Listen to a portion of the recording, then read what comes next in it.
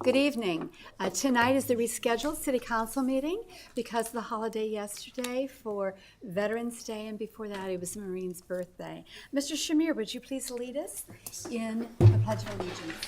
I pledge allegiance to the flag of the United States of America, the republic for which it stands, one nation, under God, indivisible, with liberty and justice for all.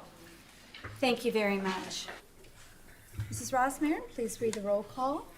Mr. Arnold. Here. Mrs. Fenderbosh. Here. Ms. Gentry. Here.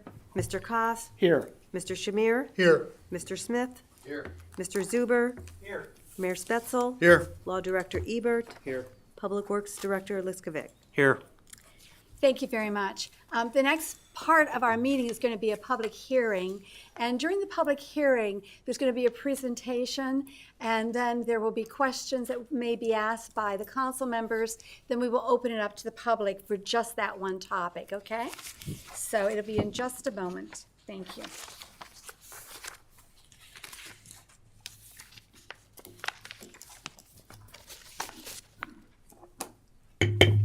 I'm opening up the public hearing now for the Planning and Zoning Code text amendments identified in ordinance number 24-148. And this is commonly known as the backyard chicken ordinance. And whenever there is a Planning Commission text amendment, we have had 3 readings, which tonight is the 3rd reading. And by code, we open it up then also to a public hearing. And to briefly go through what this code is about, it is for the maintaining or harboring of hens. There will be no roosters or other poultry within this particular ordinance. In fact, they cannot even go to conditional use to have other poultry or roosters.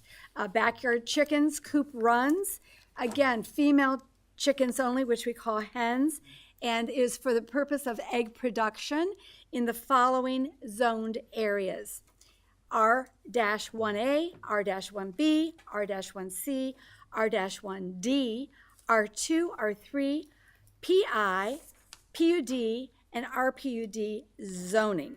The permit application needs to go through the building department and also the community development department. And when an applicant would go online, they would fill out the form and it will automatically go to those departments.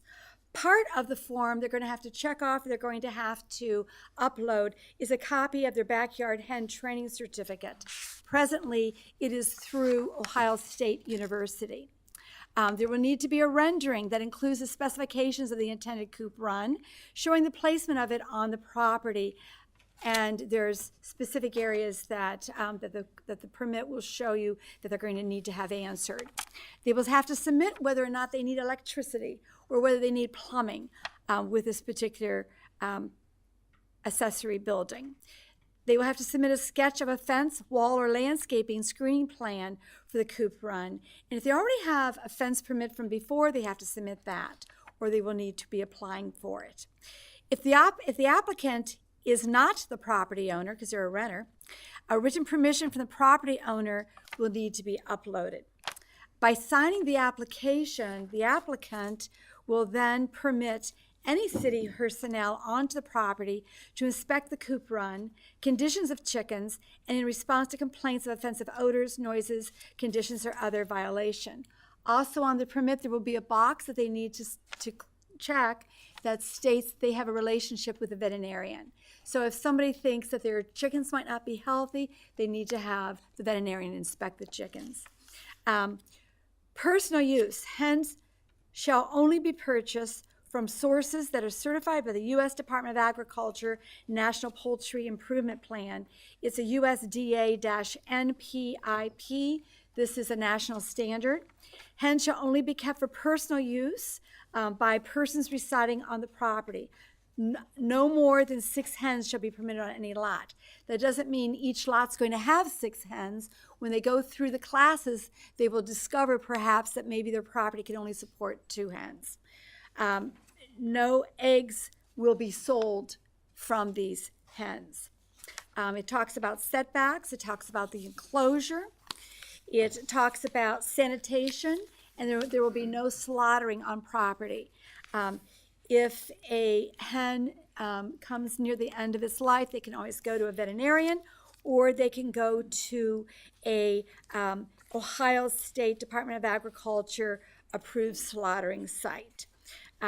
The waste management best practices by Ohio State universities will be implemented is through what they call, there's biosanitation that they're going to have to be taken care of so that the chicken is healthy, and also the people who are taking care of it will also be healthy, that no diseases will be picked up or transferred.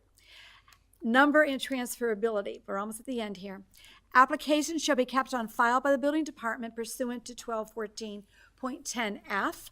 Permits shall automatically be renewed unless the property is sold or the permit holder is cited for noncompliance, in which case the coop run shall be inspected by the building department, community development department, and treated as a brand new application.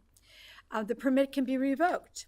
The community development department shall revoke a permit at any time if the permit holder fails to adhere to the provisions of this division pursuant to section 1214.10G. There is an appeal process.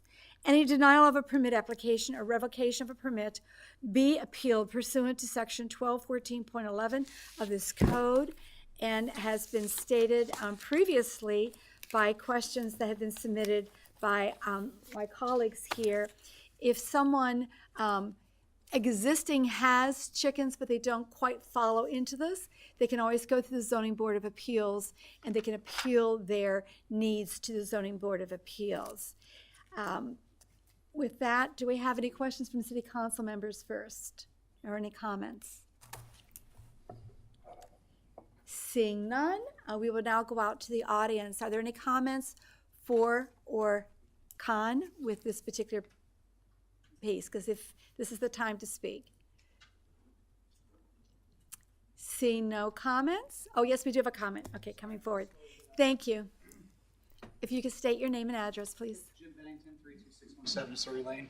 Thank you. I just want to say thank you for 19 months of having me stand in front of you to talk about my chickens in the backyard. And during our research, we found there's probably 20 more people in the city. So I'm just glad that we finally got to this point. I think we came up with a very good plan and an ordinance to accept raising chickens, chicken tenders, if you'll let me. So I just wanted to say thank you. I'm glad it finally made it this far, and I appreciate it. Thank you. Thank you, Mr. Chair. If you could stay right there a second. And I wanted to thank you. When this first began, and I knew very little about chickens, then I had to go through the classes, and we talked to over 53 different cities to get to this point. You invited me onto your property, as did others, and showed me why it is that you're doing what you're doing, and how it is that you're caring for these chickens, that they have become pets, but they also produce for you. And your neighbors came, they are friends of yours, and they have had no issues at all with it. And in fact, the neighbors next door, neighbor's little dog was like playing around in the yard and not upset by the chickens at all. And I just wanted to thank you for welcoming the city onto your property. Thank you. Thank you. Anybody else? Anybody else have any comments about the chickens? Hi, how you doing? My name's Courtney Dobrovich, 141 Drummond Road, here in Avon Lake. I came here to attend tonight. I've been watching avidly over the course of more than a year now, I think it's been going on, about the chickens, so I'm here in support of that. I want to have them for myself, and I've talked to neighbors in adjoining lots. In fact, my one neighbor wants to know if I will get them so that she can enjoy them. So I think that they'll be an asset to the community, and in light of our recent, knowledge of how bad our health system and foods are that are local in the grocery store, I think it's more important now than ever that we have the right here as citizens here in Avon Lake to be able to source our own protein. Thank you for sharing. Thank you. Anybody else want to speak about chickens? Yeah? Okay.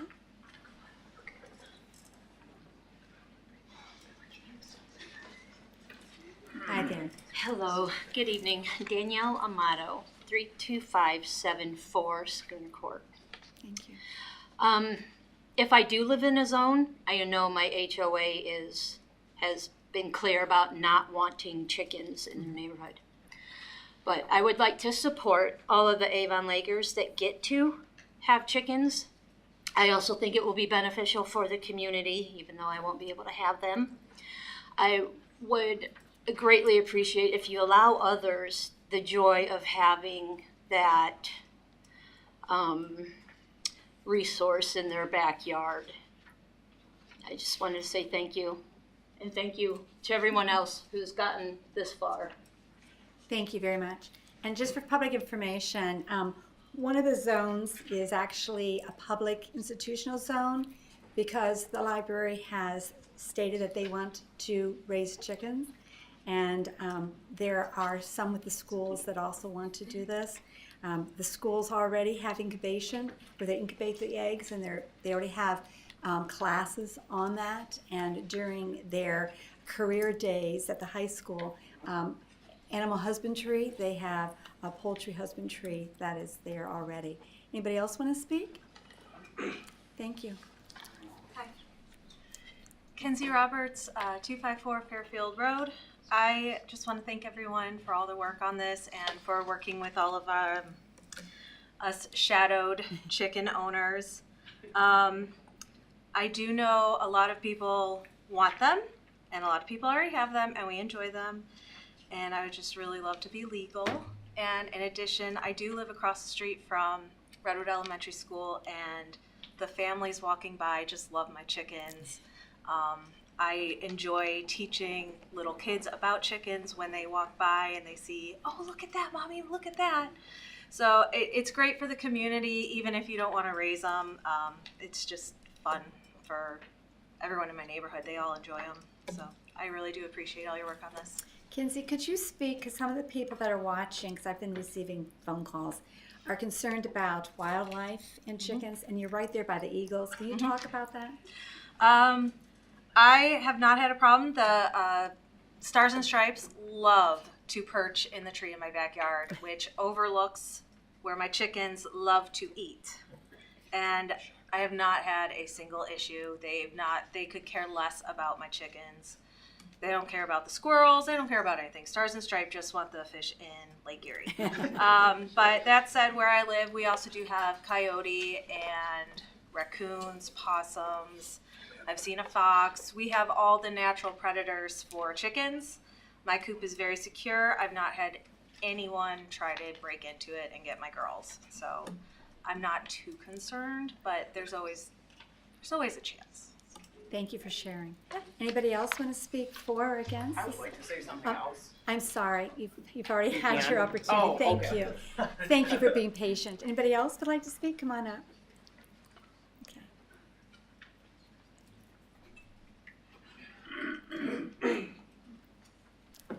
Thank you.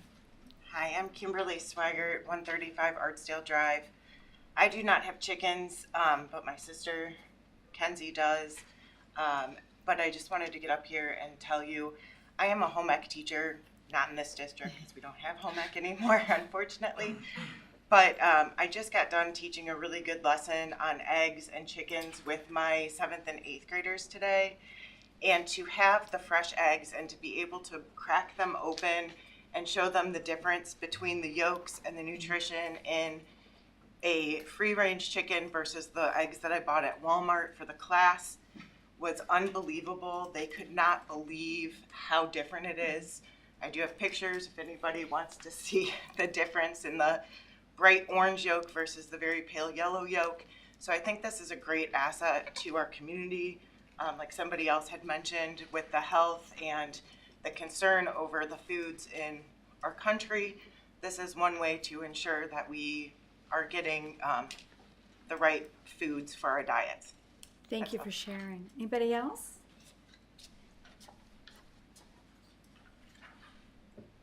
Come on up. Thank you. Hi, my name's Rachel Camberer. I'm from 178 Brookfield Road. Thank you. I just also wanted to speak in support of the backyard chickens. And I also appreciate all the work that's been done. I've been following that, but not been able to assist. But I know a lot of work has gone into this, a lot of legwork. I have walked past the house on Fairfield Road, and it makes me excited and inspired. Looking forward to having my own and being able to eat healthier and know that it came from humane treatment. So just wanted to add my support. Thank you. Thank you very much. Anybody else? Then in wrapping up, I don't see anybody else coming towards us. Oh, yes, Mr. Cos. Yeah, thank you. I was going to save my comments on this until we were voting on it, but I know we have a lot of other things coming up. So I'm going to express my comments now. You know, I've come 180 degrees on this. When this was first introduced, it's still somewhat, it was very foreign to me. It's like, oh, wait a second, Avon Lake, backyard chickens, what the heck are we doing? But hearing from the people that were able to come up and talk about this and learning the process of it, being able to visit the location, Mr. Bennington's location, you know, you learn a lot by doing that. And then, you know, my preconception was, oh my goodness, if you have those, you can have wildlife, you can have noise, you can have the smells, you can have all these problems that are going to affect these neighborhoods. And then I find out that Kenzie lives, you know, 50 yards from me, and there's never been an issue. I said I had no clue that was ever there, ever. That's how well maintained and kept it is. And the neighbors in that area had no clue that that was there. So all of those fears or concerns that I had, they quickly went away. And I would like to add, as Kenzie noted, you know, now they can kind of come out of the dark, Mr. Bennington and everyone else. And I hope that we can prioritize it from the administration to get them licensed and up to speed first before we start taking new applications in, is make sure that the ones that we already know, let's get them legal and up to speed. But this was a lot of work, Mrs. Fenderbosch. Congratulations. I know you had a lot of support. A lot of people here really worked hard on it. So everybody that was a part of that, through the Planning Commission and everything, thank you all very much. Thank you. Anybody else? Okay, just a little bit of information, then we'll wrap up. So for those in the audience on TV land and here, very, very soon the city's going to be having an information page on our website about chicken husbandry. And it's a lot of work. It's not something that, you know, you can buy a goldfish and it doesn't work out, you have to swim. It's not like that. And when you go through the education there, it will guide you to the permit. The permit itself is something that you'll be able to work with online. And our departments are already in the midst of creating it to make it flow well for our administration. Mr. Mayor, thank you very much for having your department heads work with me on it, along with Stephanie and Community Development Ted, and along with Tom Carlton over at Building. I really appreciate the work and hearing from all the different departments. Thank you. Okay, we're going to close the public hearing then. Thank you. You've all received the minutes. Do we have any changes to those minutes? Seeing none, they will be recorded as produced. Thank you. Any correspondence?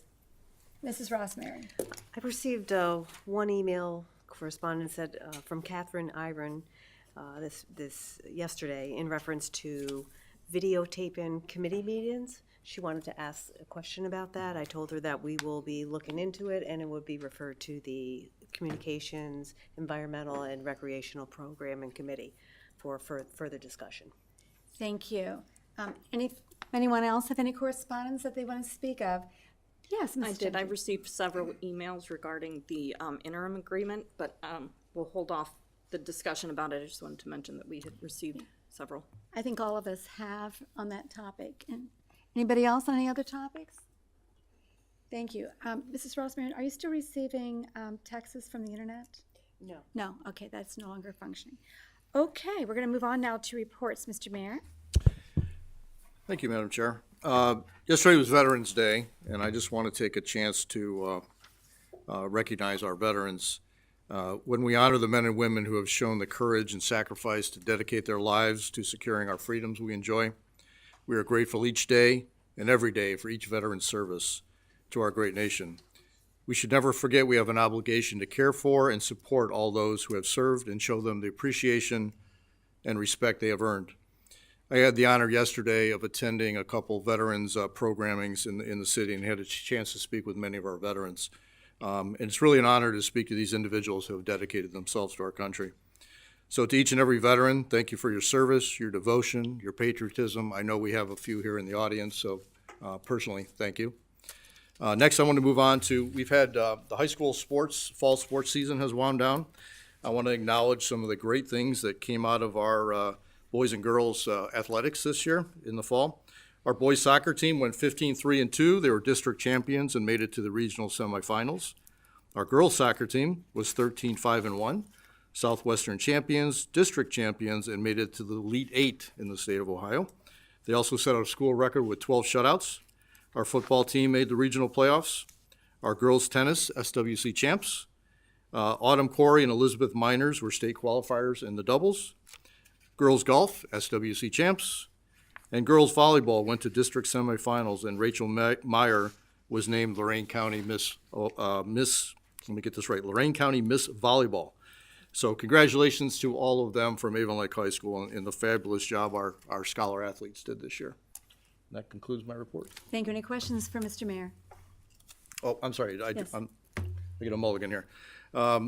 Ted is here, and I wanted to mention we have started our Shop Local in the community, and I want to give Ted an opportunity to speak to our Shop Local program. Thank you, Mayor. I've got some visuals for the benefit of council and the folks watching at home.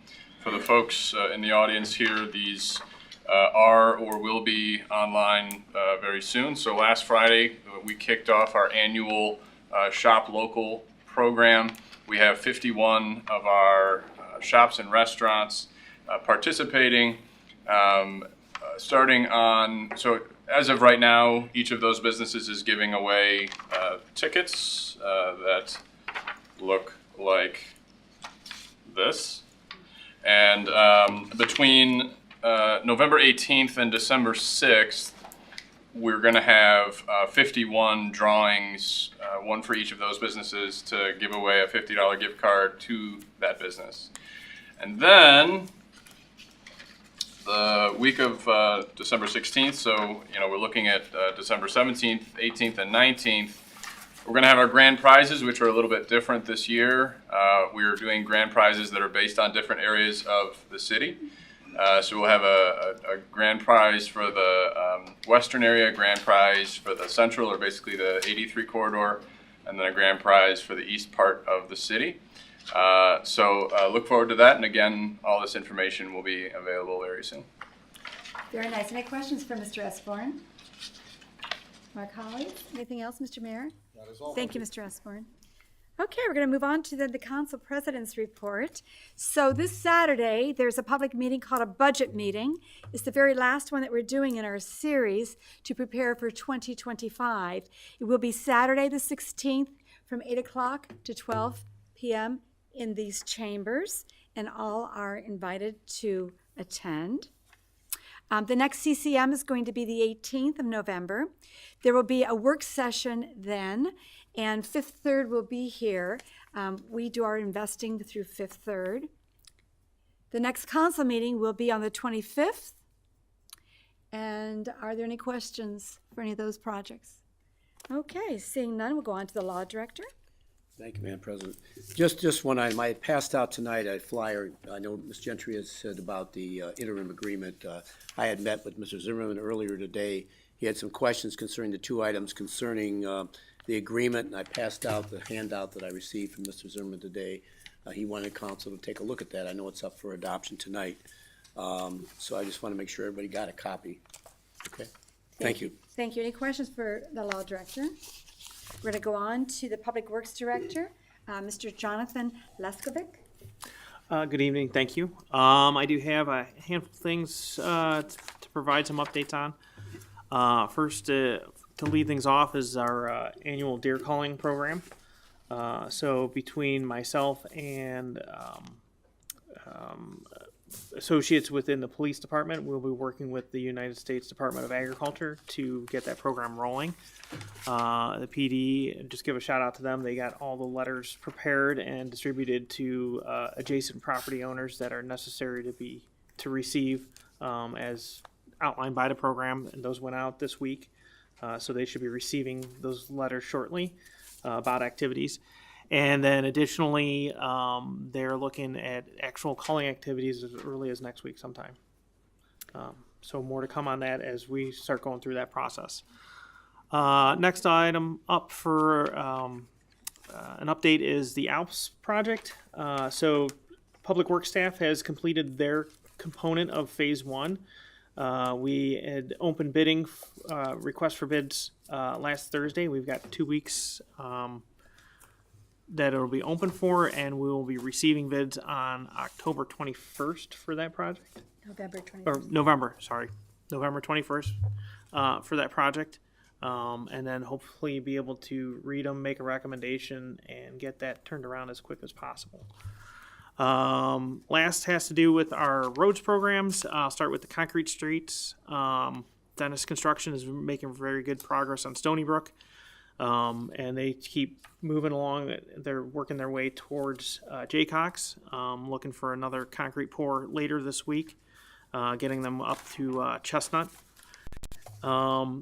At this point in time, we've already had some discussions, and Brunswick will be postponed until as early as 2025, the earliest in 2025. Temp repairs are being made for all the road crossings throughout that area. I believe it's by Miller Construction who did the work in that area to get us through the winter. With regards to the asphalt program, Redwood is essentially done. We've got some minor details still left on that, but it's been open to traffic. And that's been wrapped up, minus those handful of details. Vineyard, we're looking for asphalt to be applied next week on the area that we've got prepped for it, which is going to go from Division to about 250 feet north of Midway. And that's going to be wrapped up, as far as the asphalt work will be wrapped up after that's down, because the asphalt plants have made a commitment that they're closing the week of Thanksgiving for the season. But we've still got a lot of additional work to do in that area. We've got aprons, we've got some restoration work that can still continue on, so we'll keep plugging away as weather permits through that area. And that's all I really have this evening for updates on the public works sector. I do have a question for you on Stony Brook. So residents in that area have been having ongoing power flickering and power outages. And First Energy is aware of it. They have come back with a response from Mr. Conley that there's going to be deep digging, and it's going to be a large project. My concern is that we're putting a new street in there. Couldn't they do their digging and then, we finish the street? I don't want to tear up a street that has just been put down. Yes, understood. What are your thoughts about that? And it's on my list this week to reach out to Mr. Connolly just to see if there's any coordination efforts there. am aware of an area that they had excavated, which was within the right of way, but not underneath the roadway, just off of Jaycox. Right. That was opened up, I want to say, last week sometime, and I noticed today in my travels that it has been backfilled in. But I will coordinate with Mr. Connolly on that. Right, because there was a concern from First Energy that it might be at the end of Stony Brook where it's reaching up to the pole on Jaycox. Yeah. So perhaps it's already been handled. Yeah, Okay, I'll get more Thank you very information. much. Any further questions for the Public Works Director? Yes, sir. Yeah, I have a comment and a question for Public Works Director. First, a comment.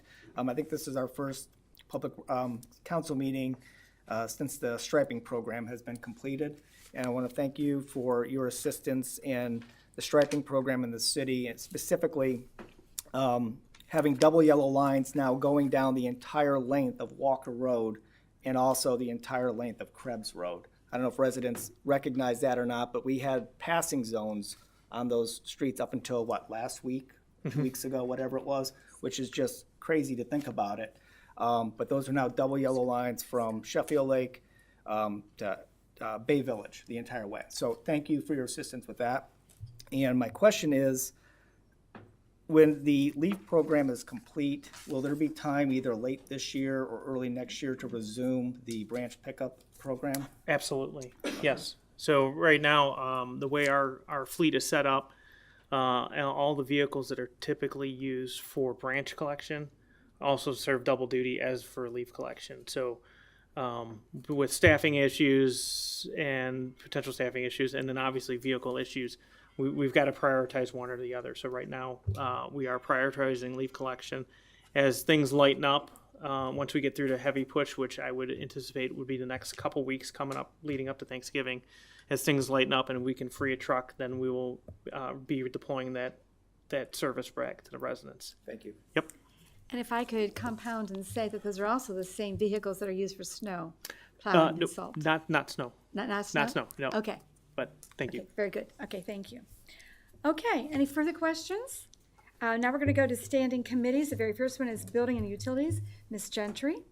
Hi, our next meeting is tomorrow at 7 p.m. in council chambers. We've got a couple things on the agenda.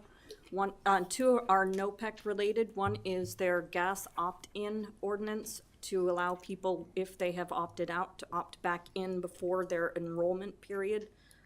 Their enrollment period is a 2-year period, so if you've opted out, you would normally have to wait. So the ordinance is to allow you to get back in should you choose.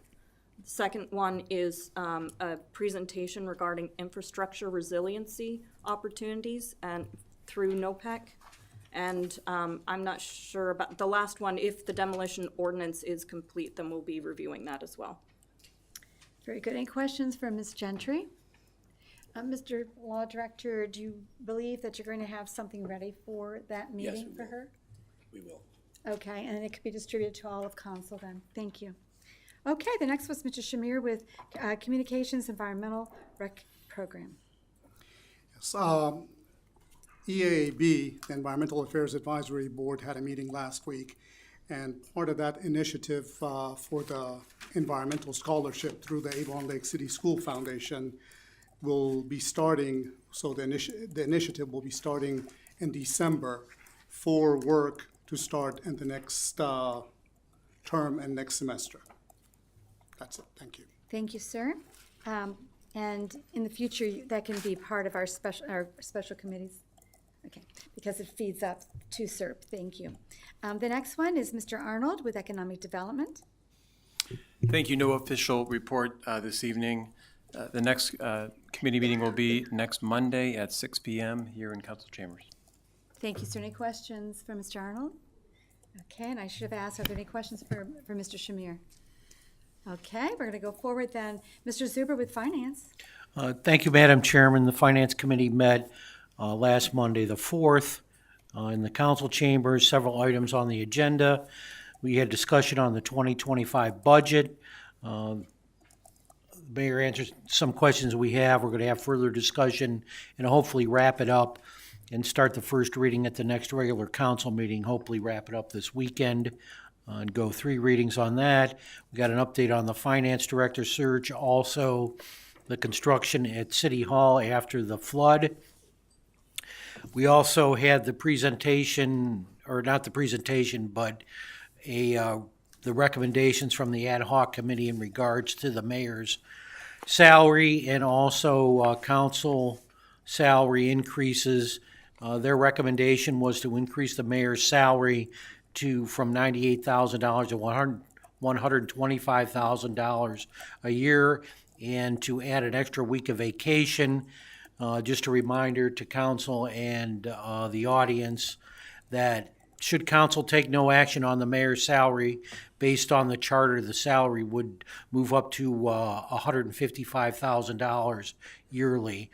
The committee also made a recommendation of $14,000, which is a $2,000 increase for city council salary with $2,000 addition for the council president. That would go into effect January 1st of 2026. That's a $2,000 a year increase. We had some discussion on the fire station financing. We're looking to try and have a special meeting on the 4th of December to talk more about that.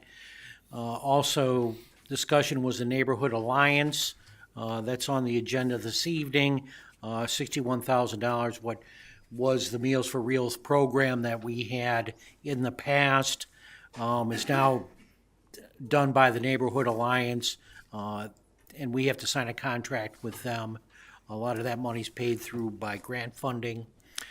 We also had the update on the RETA, which is the Regional Income Tax Authority tax collections. Our tax collections up this year by 5.23%. That's $834,791 increase over last year, and it is an increase over the year prior. Both of those years were just over $17 million. So the actual, as of this point in time, is $16,849,000. We also talked about the quarterly transfers. That's on the agenda this evening. Those are done every quarter, moving money out of the income tax transfer fund into the separate funds that it has to go to, and I'll get more into that when we have the legislation. We also were notified, as we are every year, that there's going to be some year-end budget adjustments, so council's going to be looking forward to passing that legislation. That will be on an emergency sometime before the end of the year. I'm sure that the mayor's working on that with the finance director.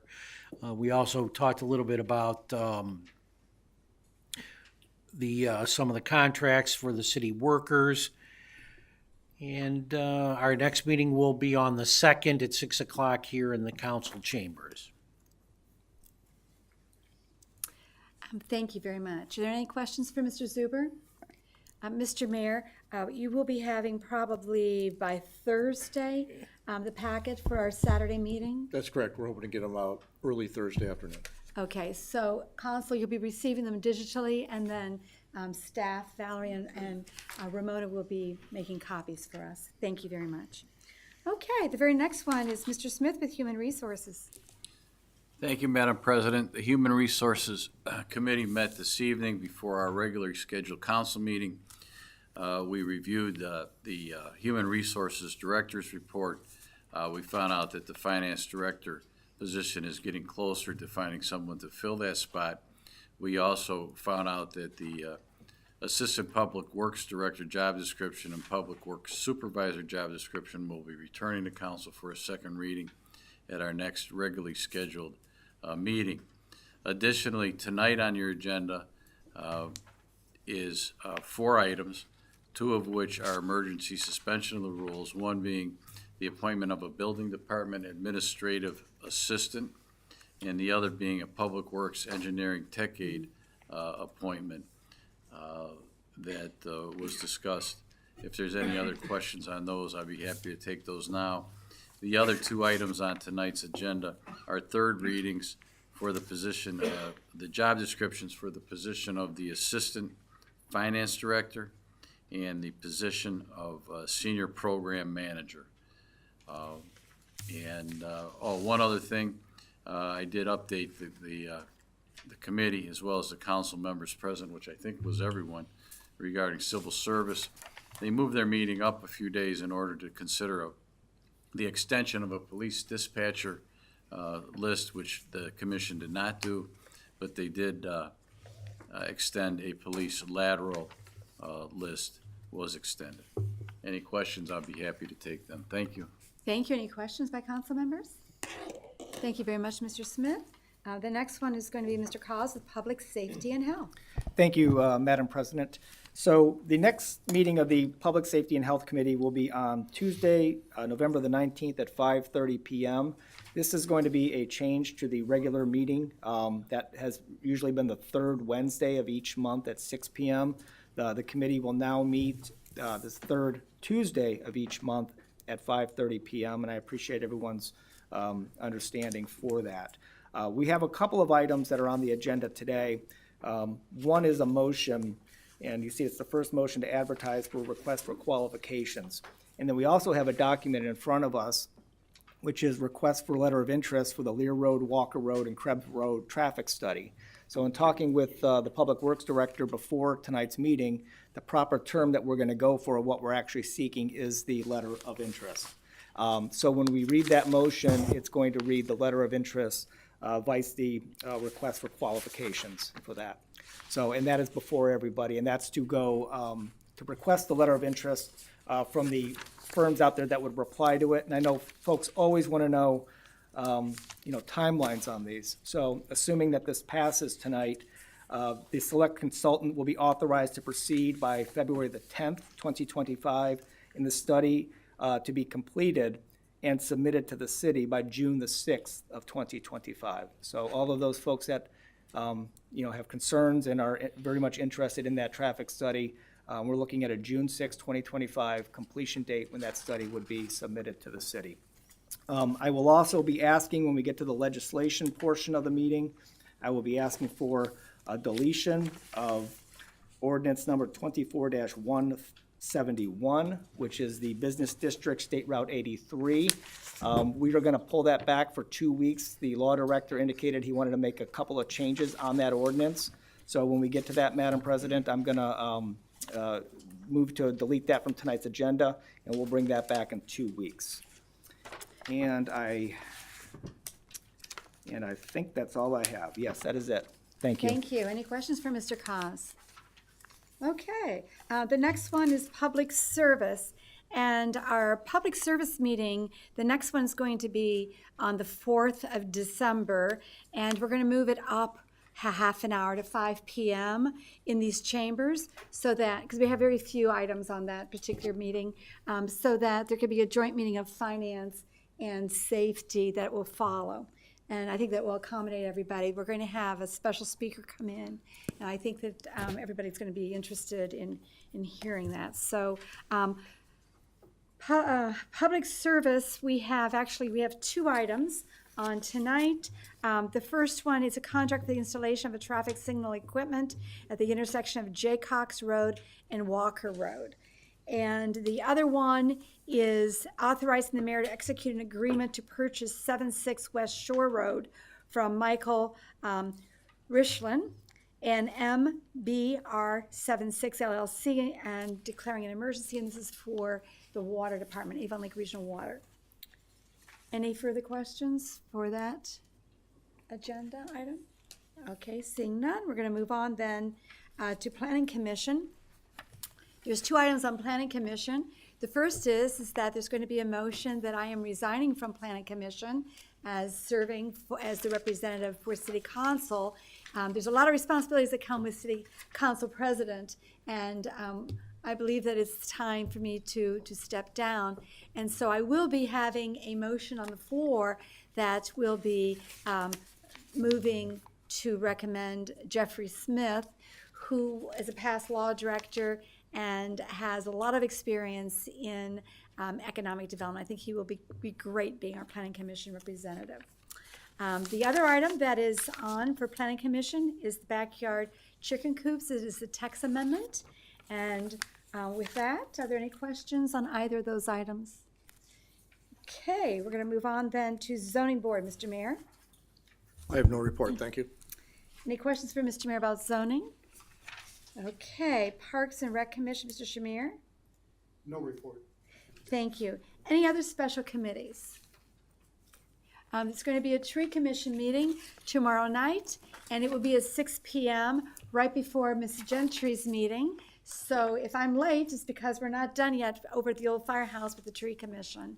And this will be a very lengthy day tomorrow for 2 of us on the tree commission, Terry Robeson, who has a PhD in forestry and genetics, and myself. We are going to be giving our senior thesis in forestry, and then hopefully we can graduate tomorrow, so we can be of greater service to the city. Any questions? Okay, Mr. Shamir, you have someone? Yes, Something? the Walker Road Ad Hoc Committee will be meeting on Thursday, November 14th at 6 p.m. at Bay Village City Hall. Thank you. Thank you. Any other special committees? Seeing none, this is the time for the audience to come forward and to speak on items that are on our agenda. There's going to be 3 minutes for each of you when you come forward, and it's just on the agenda items. Then the next time that you will be asked to come forward, you can speak on any topic that you want. That'll be at the end of the meeting. So at this point, is there anybody that wants to come forward? Thank you, Mr. Orlowski. 6 Hanford Boulevard. It's just like to thank council once again for moving forth with this traffic impact analysis. Lear and Walker Roads, questions will be probably more for our seat at the table. We'll speak at the next meeting on the 19th. But I'm happy to see this moving forward. I'm glad that the council listened. The only thing for the rest of council, we can talk about this in safety, is that we talked a lot about the connection of Lear Road to I-90. And boy, I'll tell you, Chester Road is booming up there. We really have to look at that, because anybody to the east of Lear, they're going to cut through, and it's really a tremendous amount of development over there. And many of the art parcels haven't even been developed yet. The big boxes are in the back. So there's going to be a lot of traffic over there. Just keep your eye on it, that's all. And thank you very much. Thank you, sir. Anybody else come forward on any topics for tonight? We have a lot of people in the audience tonight. Okay.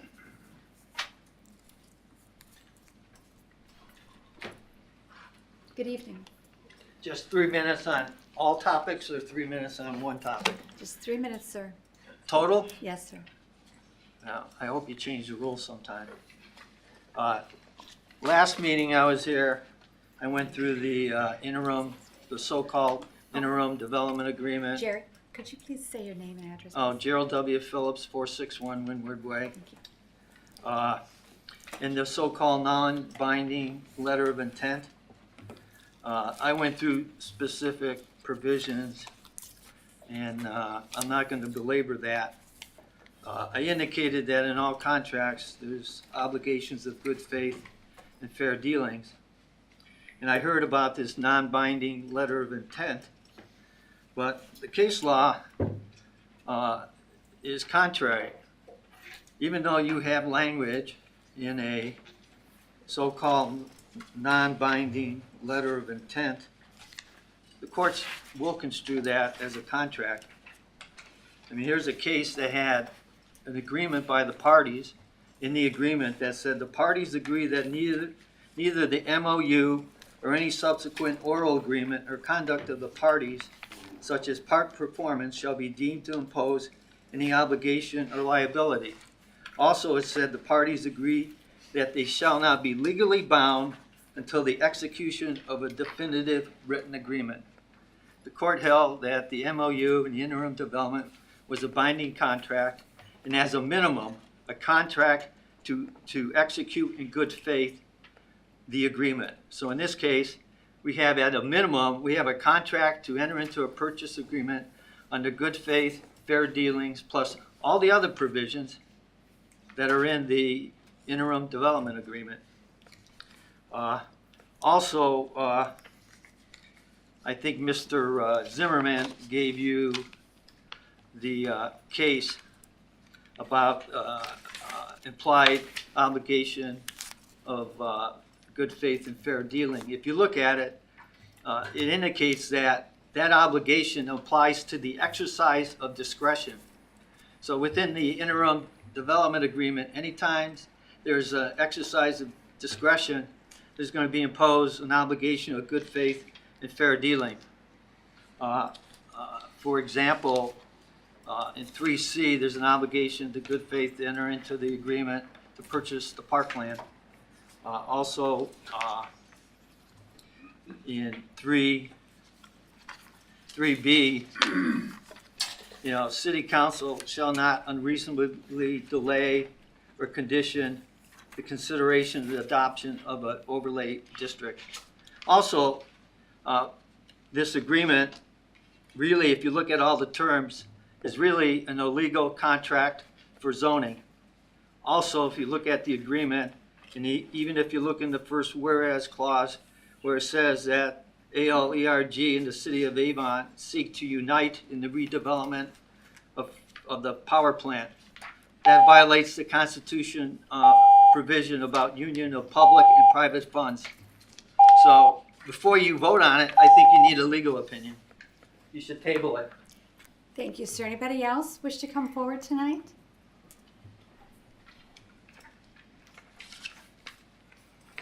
Good evening. William Zimmerman. So part of my issues in regards to what Mr. Phillips is saying, and I appreciate the meeting that I had with Mr. Ebert, and we went through some documents, and he led me to believe that he believes it's a binding agreement as well. And yet we've been told repeatedly that it was not. Mr. Davis has repeatedly come up and said that this is a non-binding agreement. Everything's a hypothetical. And I would agree with it's a hypothetical, but the problems I have is you have very specific data. Very specific to the city, tells us all the things that are going on, the different places. This is where the TIF is gonna be, which is expanded outside the property lines of CEI. It's across the street. It's down the road. There's so much added to this that it's not the original property that we talk about, which is just this part, which the pink is going to be the part that's going to be the park. Yet for some reason, we've expanded now 2-3 times as far. Now you talk about getting a TIF, and in the documents it says if the city doesn't get the TIF, that the deal's off. Do you know that Avon and all of their buildings and all of the construction that they've done, they've used TIF for one item, and that was for the interchange at Lear Road, because that was a massive project, but for one item. They gave an abatement to Bendix to come there because they wanted the jobs and everything. But all the rest of the stuff in the commons, that's all paid for by the people that own the businesses, not by the citizens. We shouldn't have to leverage ourselves to this project because ALERG thinks it's a good idea or Ted Esborn thinks that's the way to move forward on the project. I just don't believe that that's the case. That's why I believe there needs to be a lot more investigation still done and that this matter should be tabled tonight. And that if you don't table it, that you'll be in violation of your oath of office if you vote yes. And if you vote yes, you should be able to be removed from office then because you violated the Ohio Constitution. That's the key. All of you have done it before. You did it the whole time with the state Route 6 up on Lake Road when I told you for 9 months that this was in violation of ODOT's documentation for the speed limit to be 35 and not 25. So this wouldn't be the first time that any of you have done it. But I think it shouldn't be able to pass tonight and that you should spend time reviewing more. And so let citizens of the city have a better opportunity to understand what's really going on. Thank you, sir. Anybody else like to come forward on any topics for tonight? Schneider, come on. Thank you. Yeah, Mary Schneider, 143 Avon Building Road. I want council to reject ordinance 24-143 to enter into an interim agreement with ALERG. I oppose the high-density housing. It's going to create a big increase in population, easily 2,000 people, perhaps. There'll be more traffic because there are going to be an additional 1,250 cars because this is not a walkable city and you've got to have a car. So there's going to be more traffic on Moore, Miller, Lake, 83. So it's a bigger risk to pedestrians, cyclists, motorists. And giving an abatement to developers and residents who buy into this housing is just unjust because other citizens will have to pay more in property taxes. And although the agreement would allow the city to get 23 acres of land from ALERG to use as a park, the harms to the quality of life here and the increased cost for current residents outweigh the benefits of this park. Since the new housing would be adjacent to the park, those residents would have the most access to it and get the most use out of it. And the plans do not include parking spaces in the park, which would limit other residents' use of it. And the city would have the expense of maintaining the park while the people closest to it would get the most enjoyment out of it. Now, although a new park would be nice, it would not be worth the big influx of population because this is high-density housing. This isn't just a couple hundred units coming in, and the increase in traffic. Nor does it justify higher property taxes that the rest of us are going to have to pay because the new residents won't be paying for it. See, This isn't free, okay? We're gonna have to pay for it. Our property taxes that we've been coughing up for years are just gonna get higher. And it's wrong. So I don't think there's any harm in rejecting this ordinance or tabling it. The city should get more input from citizens and draw up an agreement that reflects our concerns. Thank you. Thank you, ma'am. Anybody else have anything we want to say for tonight's agenda? Now's the time. Come on up.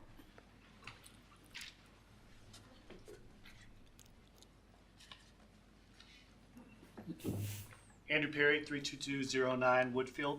I'm here actually in support of the interim development agreement.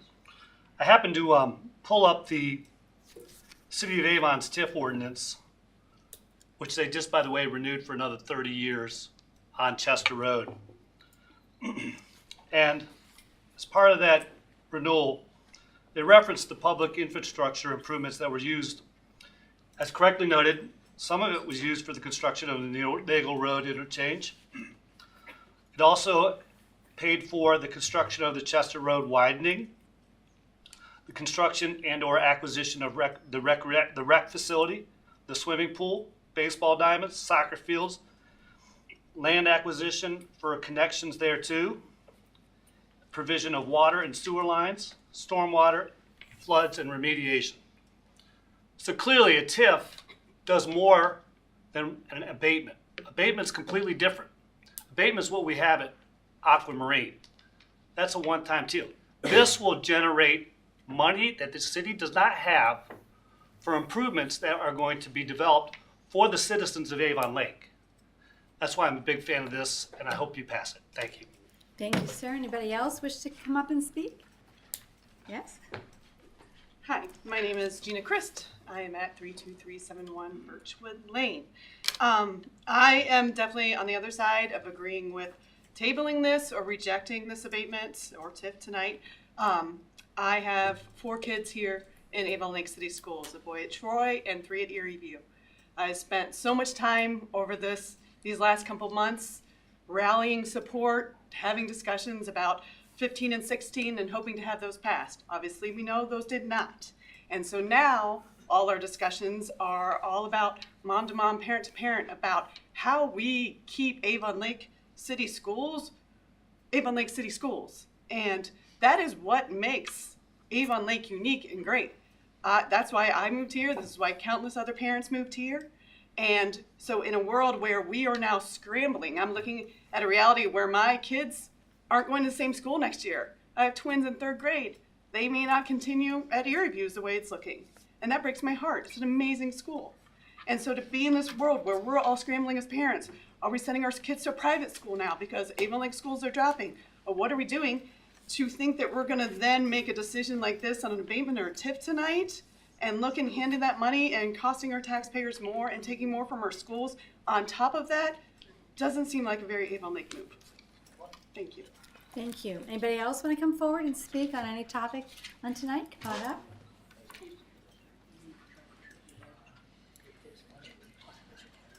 Hi there, my name's Jill Glia. I live at 453 Anchors Way.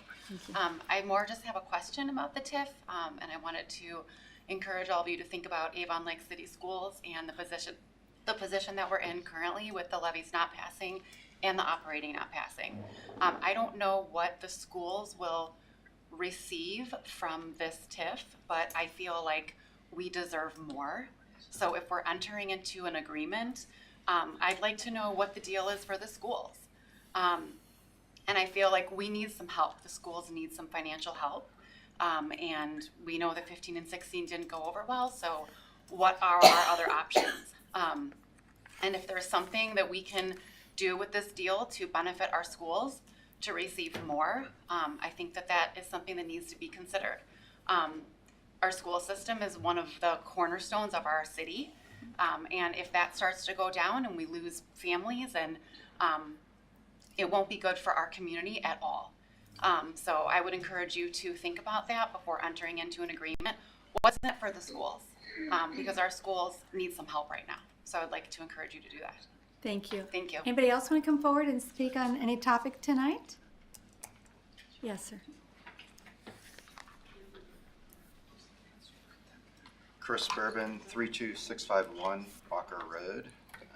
I was going to speak at closing remarks, but I have a other obligation at 9, so I need to leave. But I just wanted to thank you on the backyard chicken ordinance. I'm grateful and inspired. Grateful for the support of the community for taking time to come and speak on why backyard chickens is important for us and important for the community. Grateful for the open-mindedness of City Council and Planning Commission in accepting our backyard chicken ordinance. Grateful for Council President Jennifer Fenderbrosh for her countless hours working with us and partnering with us to draft an ordinance that would be accepted by Council, the community, and the Planning Council, and persevering and pushing through this ordinance. And I'm inspired that the citizens can create change through grassroots initiatives in their communities if they're organized, passionate, strategic, but most importantly, patient and persevere, and of course, all willing to compromise, right? Because same thing with this Allard thing. I think, we need to compromise. The city doesn't own the land, right? So in order to get something back, we need to compromise. I don't know what the answer is on that, but just, as you think, we can't have it all, right? Because it's not our property. So thank you. Thank you, sir. Anybody else? Come on up. Thank you. I have a question. Is it getting warm in here? It's a little warm. Okay. Mr. Collins, could you take the temperature down for us a little bit, please? Or Mr. Utscombe? Thank you. Sorry. Sure. Go ahead. Well, thank you for the opportunity to speak. My name is Steve Luca, 32288 Acacia Court. I have been a resident of Avon Lake for 20 years and have been a member of the Avon Lake Community Improvement Corporation for 10 years. Back in 2022, we formed a power plant committee with community professionals, a number of people that are here. And the purpose was to advise and advocate on behalf of the city and its residents to ensure that the city's interests on the power plant property are a priority. We have been an advisor to the administration, reviewing information, providing perspective, and making recommendations on behalf of the city over the past 3 years. The only benefit that these committee members are hoping to receive is the satisfaction that we are supporting our community and we're doing the best that we can for our residents. One of the few advantages that we have is our waterfront, and it's a developable waterfront. Community feedback from day one on this issue and during this journey has been public access was a very critical component of anything that happened with that waterfront. We have an opportunity to leverage that 55-acre parcel here, and we have some influence over how it can be developed, including using over half of the park, half of the land as a park. I think there's value in putting a couple level setting statements in perspective here. The power plant, we have to recall, and a gentleman here just mentioned, that the power plant is owned by Allard. They have spent money and incurred risk to date to improve their land. And the city has no right at this time on the property as we stand here today. Allard is considering selling a portion of that land in the city to the city for public access and park use. However, this willingness means that the development site would be about 50% smaller than it currently is. That means that they would be willing to forego the opportunity to offer 50% of the site for income-producing vertical development. The developer does not have to sell the land to Avon Lake for a park. They can simply clean the park or the land and develop 100% of it and sell it to the highest bidder for vertical development. Speaking to things like density, that's a very important issue that we need to bring up here today. While the city controls zoning permits and other entitlements, it must be reasonable with this power and when negotiating with the landlord, the landowner, I should say, I'm sorry. We should find a common ground and work with Allard to find the best solution for Avon Lake and its residents. The interim development agreement is a mechanism to provide the city with influence over the end result of the development of our waterfront by working cooperatively with Allard, setting forth the zoning and the development expectations, providing a roadmap for these negotiations. The TIF ordinance must be approved by City Council, and Avon Lake Board of Education must agree to the terms of the TIF. The land development cost is incredible for this project, and TIF proceeds are a very good source for this to be utilized. So I will just ask you to support this because it's the beginning of the negotiation and not the final negotiation. Thank you. Thank you. Anybody else want to speak on any topic that's before us tonight? Come on up, thank you. Hello, everyone. Ron Kovac Jr., 374 Nantucket Drive. And like I said at the last meeting, not to be confused with my father, who's on the same street. I'm here to talk about being in favor of the schools and the development. The lady mentioned the TIF. The beauty of that is they can give it a thumbs up or a thumbs down. You got to talk to me, thank you. Got distracted there. So yeah, again, class of 78, graduate here, along with my wife, class of 78. Our 3 sons have graduated from school here. My parents live here, our in-laws live here. We can continue a legacy, and we can also continue to keep up the property values of the city. And again, the key thing for people to remember, we pass this, it doesn't lock the school system into accepting it. They can follow that old saying that you get what you negotiate, not what you deserve. So again, I encourage this august body to move forward and work on this. But thank you.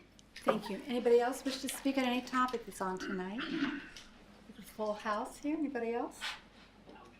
Okay, all right. Come on up. So my name is Jeff Broush, 33240 Electric Boulevard, also a member of the Brownfield Committee. I urge council to pass this non-binding agreement. We are very comfortable with the agreement. This allows the opportunity and optionality of this project to continue. Over my lifetime in Avon Lake, there have been many school levies. And I'm sure, after being here my whole life, a school levy will pass. So what seems as an immediate emergency, I'm extraordinarily confident in our city and that we will get the schools correctly funded. We have only one chance to have the parkland that the residents have overwhelmingly supported the last 3 years. This is our chance. A TIF agreement will not go forward without a funding agreement with the schools. Again, we have a once-in-a-century opportunity for current and future residents, and I urge you to pass this ordinance. Thank you. Thank you, sir. Anybody else? We have a full house here. Anybody else want to speak? Any topic that's on tonight? Okay, seeing none, we're going to move along then. We're at the point in our meeting, promotions. Council members, are there any changes, any deletions or additions? Promotions? Seeing none, then Mr. Cos, will you take the first motion, please? Excuse me. Yeah, thank you, Madam President. I move to authorize the advertisement for the LOI, which is the letter of interest, for traffic impact analysis south of the intersection of Lear Road and Walker Roads. A second. You don't need a second. No seconds. No. But thank you, though. No, there's no seconds on motions. Any other discussion? Yeah, in discussion, as I mentioned, it's referred to as a RFQ, but actually it's a request for letters of interest for Lear Road, Walker Road, Krebs Road traffic study. I gave the dates on that, so that way folks will have an understanding what we're looking at as far as time frame on this. We'll have more discussion on this in the safety committee. I do have this as an update in the safety committee as well too. So if you'd like to attend that, or any of the folks that are interested in this, we'll have a discussion on it, an update at each safety committee meeting going forward. It'll be a standing agenda item going forward. So I don't know if the mayor had any other additions that he wanted to add to this, but again, this is just doing the letter of interest to have firms send in their applications, basically. Thank you, Mr. Mayor. Thank you. Yeah, Mr. Cox said it well. So this will go out to firms and publicly to solicit qualified firms to provide a traffic study. We're hoping to get this out next week. Applications would be due, or proposals would be due December 13th, a selection made early January. Then that next process is to take the selected firm, create a proposal, and work that through council. That would come to council approximately February 3rd. So there is a process we have to follow. And I apologize ahead of time for the delay, but we have to follow the legal procedures. And then once that's done, they'll have approximately 4 months to conduct their extensive study. Thank you. Anybody else? Yes, Mr. Shamir? Just like to make a statement that this is critical in the planning of any community, and I think that this is the first step in the right direction. Thank you. Thank you. Anybody else? The one comment that I have to make is that my ward is right on the other side of, it's the west side of Lear. And so it's not just the volume that comes out of the east side, it's also the west side because they all merge onto Lear. They're all wanting to go north and south. So this is going to help that entire area. Thank you. Mrs. Rossmarin, please call the roll. Mr. Shamir? Yes. Mr. Zuber? Yes. Mr. Arnold? Yes. Mr. Smith? Yes. Mrs. Fenderbosh? Yes. Ms. Gentry? Yes. Mr. Koss. Yes. Thank you. It is passed. Mr. Cos? Thank you. I move to instruct the clerk of council to return the form to the Division of Liquor Control in the matter of a new liquor license for the Cleveland Pickleball Club LLC doing business as Cleveland Premier Pickleball at 33625 Pin Oak Parkway, Avon Lake, and indicating the city does not request a hearing. Thank you. Any comments? Yes, this is an item that was, we received this request for this new liquor license. I think folks are aware that the Cleveland Pickleball Club is now up and running, I believe, up on Pin Oak Parkway. And this is going to allow for a liquor license for beer only, I believe is what it is. And it'll make those evenings a lot more fun, I'm assuming. So we ran this by the chief of police. He had no concerns, so I'm going to be asking for passage here tonight. Thank you. Thank you. And we should say it's a members-only club. It's not an open bar. It's a members-only club. I Correct, believe sir? that's correct. That's correct. Any further discussion? Mrs. Rossmarin, please call the roll. Mr. Shamir? Yes. Mr. Zuber? Yes. Mr. Arnold? Yes. Mr. Smith? Yes. Mrs. Fenderbosh? Yes. Ms. Gentry? Yes. Mr. Koss. Yes. Thank you. It is passed. Mr. Cos? Thank you. I move to accept the resignation of Jennifer Fenderbosh as council representative for the Planning Commission effective November the 13th, 2024. In discussion? Yes. So the job as the council representative for the Planning Commission, I don't know if folks really understand all that goes into it. And it is an extremely time-consuming and detailed job. Folks that watch our meetings or have sat up here, we've seen when she has to do the presentations, basically reiterating everything that came out of that meeting and all the details that go into the plans and all of the preparation she had to do, not just at that meeting going into the Planning Commission, but then to come back here and then recite that and then answer all of the questions from the public and from the council as well, too. It's an incredibly detailed and time-consuming position. And I believe, Jen, you took it over for Mr. Zilka. So you've been at this, I want to say, at least 12 years, and you've done an amazing job with it. And it's one of those positions in the city that I can clearly say, I could not do it. I can't do that. So I really appreciate all that you did with it.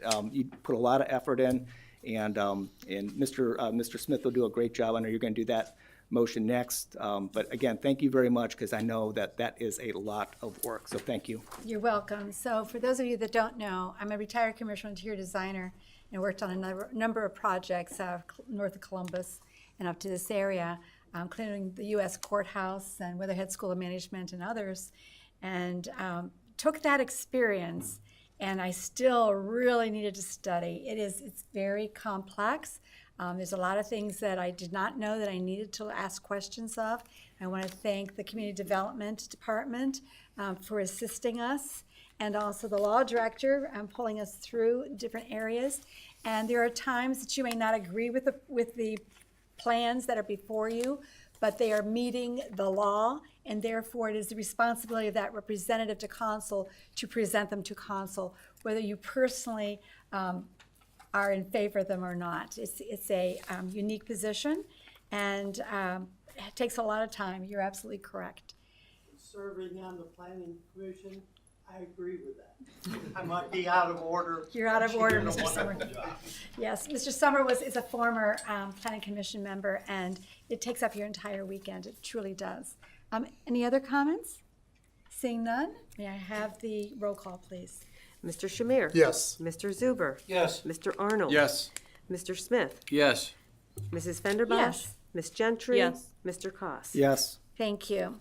I move to appoint Jeffrey R. Smith as council representative for the Planning Commission, effective November the 13th, 2024, and expiring December 31st, 2025. And in discussion, as I have said before, Jeffrey is a former law director here with the City of Avon Lake. He's very interested in economic development. As you have noticed, he's very articulate and will do an excellent job, not only reviewing the plans, but also explaining them to all of council and to the public. Any further comments? Yes, sir. Yeah, thank you. I look forward to doing the best job I can on that and helping out the city as it grows forward, moving forward. Thank you. Thank you, sir. Any further comments? Seeing none, we have the roll call. Mr. Shamir? Yes. Mr. Zuber? Yes. Mr. Arnold? Yes. Mr. Smith? Yes. Mrs. Fenderbosh? Yes. Ms. Gentry? Yes. Mr. Koss. Yes. Thank you. The next is our legislation portion of our meeting. Are there any additions or deletions? Mr. Cos? Yes, thank you, Madam President. I move to delete ordinance number 24-171. In discussion? Yes, as mentioned during my safety committee report, the law director wanted to take a final look over and tweak a few things on that ordinance, and we plan to bring it back in 2 weeks. Thank you. Any further discussion from council members? Mrs. Rossmarin, the roll call on deleting ordinance number 24-171 from the agenda. Mr. Shamir? Yes. Mr. Zuber? Yes. Mr. Arnold? Yes. Mr. Smith? Yes. Mrs. Fenderbosh? Yes. Ms. Gentry? Yes. Mr. Koss. Yes. Thank you. Now we're going to move along to third readings. Ordinance number 24-143, Mrs. Rossmarin, by title only. An ordinance authorizing the mayor to enter into an interim development agreement with Avon Lake Environmental Redevelopment Group and declaring an emergency. Thank you, Mr. Arnold. I move for passage of ordinance number 24-143. Any comments, discussion? Yes, so this is something we've talked about for the past 3 years. We've involved citizens of Avon Lake and then our professionals who've done an outstanding job of walking us through this. The last 6 weeks, we discussed this at length. We've had public hearings and work sessions on this. We've had discussion on the environmental concerns that Mr. Shamir has brought up in the past and to alleviate those concerns. We have talked about the TIFs. We've had professionals come in. We've had our own consultants come in and in a recorded meeting discuss TIFs with us and so that the public can understand them. It's been a long process, and I'm very excited about the opportunity. I moved here in 2008. I've got 3 kids in the school system. I understand people's concerns there. I would also say that, as it's been spoken to before, will be a negotiation with the schools and ALERG, over the next couple of months, and we hope that they can come to some type of agreement, whatever that agreement might be. That we're not voting on a TIF tonight. We're voting on an interim developmental agreement that will set up some guardrails about what can be developed there on that lakefront. As I mentioned, when I moved here in 2008, I never would have thought that we would have the opportunity to, a power plant to be sold, knocked down, remediated to our specs, to our professionals, and that's what this agreement allows us to move forward with. I would say that in addition to that, as was mentioned, as we talked about the last 6 weeks, there's been the city's looking to acquire 23 acres of park and public access to the lake through a TIF of $15 million. In addition to that, once this agreement gets passed, ALERG is going to give us the environmental information that they have uncovered in their process so far. So that would be something that we can review from City Council. It also changed the zoning, which in its current use, it's industrial use. That will change to a mixed use overlay district. It dictates what can and what cannot be built there. And lastly, I already mentioned this, but it also allows the start of a TIF negotiation between ALERG and our school district. Thank you. Thank you. Any further discussions by our council members? Mr. Shamir? Yes, I've got a question or two, and then I've got some comments. May I go through the whole thing then, or Go should right I wait a ahead. bit? No, go right ahead, sir. The first question that I've got is, well, I would like to start with a comment. I would like to thank Mr. Davis, Todd Davis, and Steve Gross on the process of going through and providing information on the environmental aspects of this program. So that's where I'd like to start. And within that context, I'd like to ask a question with respect to an item, D and section, excuse me. So section 2D, it says, after closing on transfer of ownership of the public park area, the city agrees to evaluate the use of available TIF funds as it deems necessary to achieve residential standards on portion of the public park. What exactly does that pertain to? And why does the city is looking to do residential? Thank you. Just a moment, please. Do you want to ask all your questions No, at I once? would like to have that One at a answered. time? Yes, please. Yes, sir. Okay, I just wanted to see what you needed. Yes, sir. Introduce Madam yourself, yeah. President, Todd Davis, outside counsel to Avon Lake, specifically in connection with the brownfield redevelopment of the former plant site. Councilman Shamir, that provision specifically was put in to allow TIF funds to be used if the city desires to clean up the property to beyond the commercial industrial standards. I don't anticipate that that's something that the city will actually want to do, but we wanted to have the flexibility in the agreement to have the ability to use those funds to raise some portions of the site, if we want to a standard beyond which ALERG has agreed to perform remediation in connection with this agreement. If I may follow up on that. Sure. So was it anticipated that that area would be developed as a residential area potentially? No, not necessarily.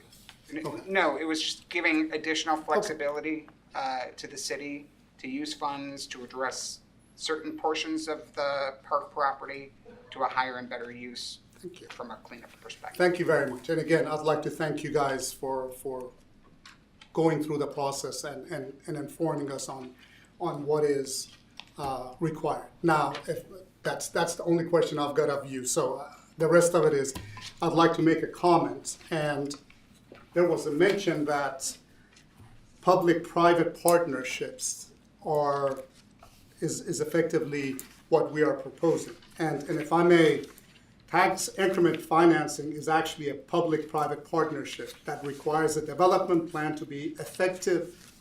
The economic development plan should include an estimate of increase in real estate valuation that the power plant redevelopment project will create. So it is actually a public-private partnership, this TIF structure. Now, where I have a few issues. Now, initially when discussing the TIF, and if I may, I am going to refer to the maps and the documents since we don't have them, is the actual property that we're discussing is about 1/4 of the total TIF area. So when you look at it, you have TIF area that is not part of the property due west, due east, due south. This is not actually the coal pile area. This is property east of the coal pile, Avondale area, and then it continues all the way to the Avon border. Now, when you look at this TIF area, I've asked the question. In fact, I asked the question of Mr. Ted Esborn, what exactly is the plan for this property? And I received no answers. Now, as I said, there is an effective economic development plan is required on both parts. That is on the part of the city and on part of the developer. That is how you will close the gap. That's how you will understand. You know, for me as a businessman, I will put it in a simpler term that at least in my own world, this equates to a business plan. You require a business plan, both from the developer and from the city, on how this development will occur. Now, this is where I have an issue. I requested a year ago when I came onto council the economic development plan for the city. 10 weeks ago, I received this document. It's 6 pages. The first 2 pages was the initial document from an ordinance in 2016. The following 4 pages are created in 2020, revised 2022, 2023, and 2024. Now, in my realm, and again, I do apologize, I am going to go through this thing because this is where I have to make my decision, where I have to be satisfied in my conscience where we're going. This is not an economic development plan. So recently, the city received funding, and that funding from the Economic Development Agency is being utilized to do an economic recovery and resiliency plan, which starts Monday. This is the program that is going to be started on Monday. This program actually requires a robust economic development plan so that you could do a resiliency. So what we're doing is we're going to be developing an economic development plan for the community with this program. When you read it, when you go through it, and you know, a TIF is a wonderful way of doing many things. However, it requires backfill. It requires a program, a robust program that is centered on developing economic growth. We discuss and we bring up Avon. Yes, Avon, their TIF program is actually pretty good. But you know, the thing about Avon is they have a robust economic development plan. They have strategies on how they are going to grow their city. We don't. When I ask the question is, how will we backfill? What is the vision? And unfortunately, I have not received any answers. My issue with this interim development agreement is not that it doesn't have the guardrails. Yes, there are guardrails in place. But I think we're putting the cart before the horse. We don't have an economic development plan. We don't know how this whole development is going to come about and grow. We don't know how this thing will have an economic impact on the schools. If you don't know the economics of the city's growth or this program, how can you incorporate it? You know, when I received this document, along with it, I received 500 plus pages of things that have been done on economic development since 2016. No disrespect to Mr. Esborn, but Mr. Esborn is not an economic development person. You know, what I was sent, this and the 500 plus pages of daily reports where you would see a lawyer fill in the data to submit as their billing or justification, is where we are. I support the TIF, but before that, we need to have an economic development plan so that we understand where this thing is going and how it will impact us and how we need to position the city.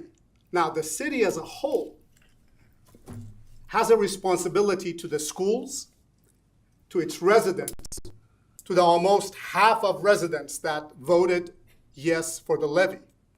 I also understand all those folks that are on fixed income, because I spoke with them going door to door during the levy issue. They told me that they don't have the ability to pay any more. They are on a fixed income. If they do, they will have to leave the community. That's not fair. That is the job of the city and the city administration to backfill that.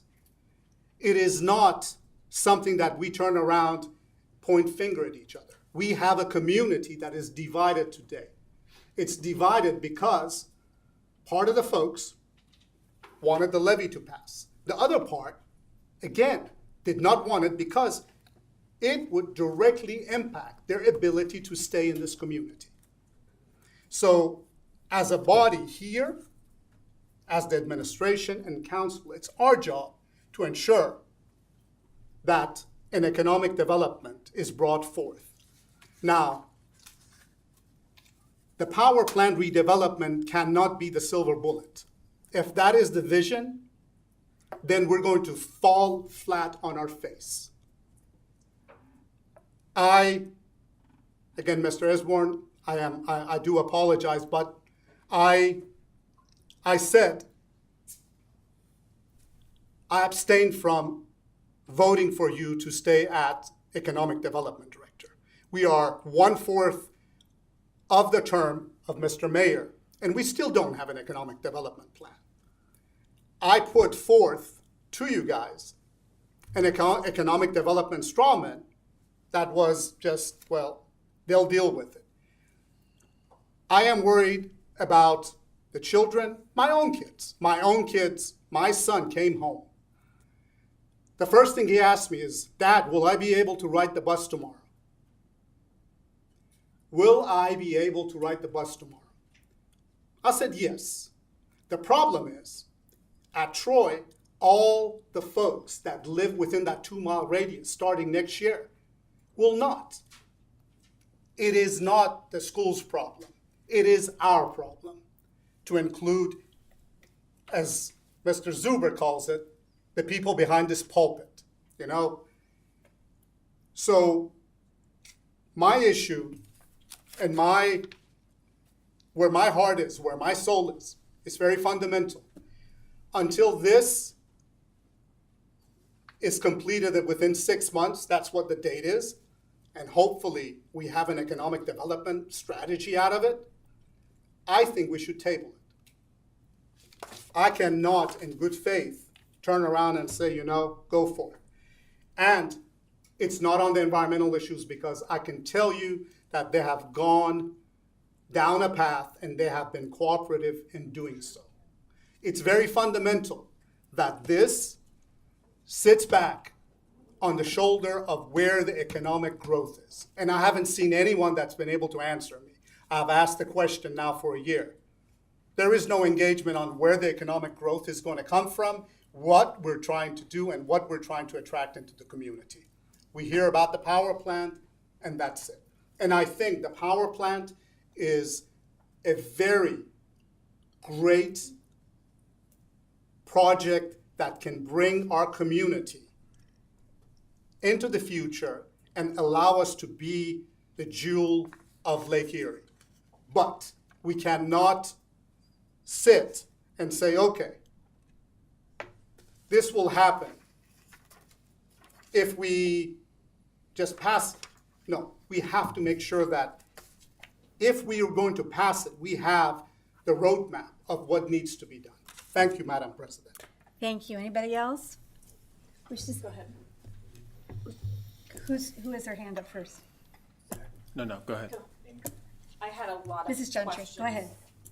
I had a lot of questions regarding the property, so. Take your time. I've had a lot of emails, as I mentioned, and seen posts on Facebook from people that do not want condos on that property. And I don't remember who over from the CIC mentioned, I believe it was one of you gentlemen, that is private property.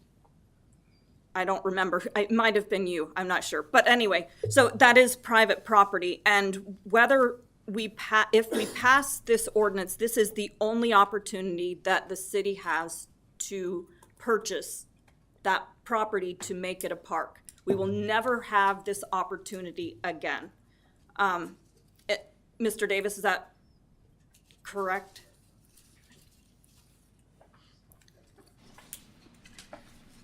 So what I would say is that this is the best opportunity that I think the city has to acquire that piece of property. I would never say there's no opportunity to do it in the future. I'm going to give you a lawyerly answer to that. But it's very unlikely. But I will tell you that from my personal perspective, having done many, many deals like this, the structure of this transaction, the fact that it's not costing the city any money out of pocket, in response to some of the questions or the statements that that Councilman Schmier made with respect to it, the city is not putting its full faith and credit behind the TIF. So I think there's some conflation of the issues here. I don't think that there's a better opportunity to acquire the property and to have the transformation that the city told me when I was engaged that they wanted, then you have it represented in this agreement. Okay, thank you. So part of the agreement is to change it from mixed use from what is zoned currently as industrial to mixed use as part of this agreement. And if this agreement does not pass, then ALERG would have the ability to sell it to an industrial company, correct? Correct. Okay. The property would be, just to follow up and to explain that in a little bit more detail, the current zoning would still apply. The proposed overlay district is not being voted on tonight. It's going through a process. It's going to have to go through Planning Commission, then it's going to have to come back to City Council for approval. There's an opportunity for City Council to negotiate or to modify or to change that ordinance. I know that there have been some statements that this is contract zoning. This is not contract zoning. It's going to go through the full approval process like any other zoning ordinance would. So. Okay. So I think we can probably agree that if ALERG cleans it up to residential in those areas that they are currently slated to build homes, that they're probably not going to sell it to an industry. But so just to respond to that. Oh, okay. If they, other than through this agreement, they're not obligated to clean it up to residential. They can clean it up solely to industrial standards. The property can be sold to an industrial developer. What you may well have is an industrial property on that lakefront with no access to the lake ever, that's fenced off like it's been for 100 years, and that's the choice that you're making. Okay. And so should they not sell that lakefront property to the city, they could also incorporate that into their mixed use plan if we were to rezone mixed use. And rather than the 1,250 limit of homes there, they could build more. Or however they decide to utilize that property, correct? Yeah, there will be, so if your question is, and let me restate it so that I'm answering your question. If this agreement does not move forward, but there's an overlay zoning plan that's adopted that will allow for residential use, they can, as previously mentioned, they can redevelop, I think Mr. Perry mentioned, they can develop the balance of the property for whatever purpose the zoning will allow them to do. So they could put more houses, they could put whatever again, the zoning code would provide that they can do on that piece of property. And certainly They do not have to have public access to the lake, which is one of the critical factors that we were brought into this entire project. Right, okay, thank you. Mrs. Gentry, anything else? I do have questions about the TIF, so I think, I'm not sure if that was, it might be for you, Michelle. Oh, I'm not sure. So let's hypothetically say that, you know, we're taking out $1 million. Let's come, first of all, how did we come up with the $15 million as the purchase price? That purchase Was price that was a appraised? negotiated number with ALERG. Okay, was it appraised at that? Do we It will know? have to be appraised as part of the interim development agreement requires an appraisal to take place. Keep in mind, we keep saying this is the roadmap. I understand. So that's but setting the cap, but you have to have an there's appraisal. debates on whether or not we're tied to it, so I'm gonna get clarification on some of these issues. So if we have the TIF, so we've got the 15 million in as the purchase price, and we have to get an appraisal. The TIF is for the whole entire property, not just what we're talking about in this. Sorry, the TIF district is not just the property we're talking about, right? Correct. So I'm not sure how the money that we're borrowing from the Port Authority could be utilized for the entire TIF district, not just that property, correct? But if we spent it all for that property, then what would happen if the rest of that is developed?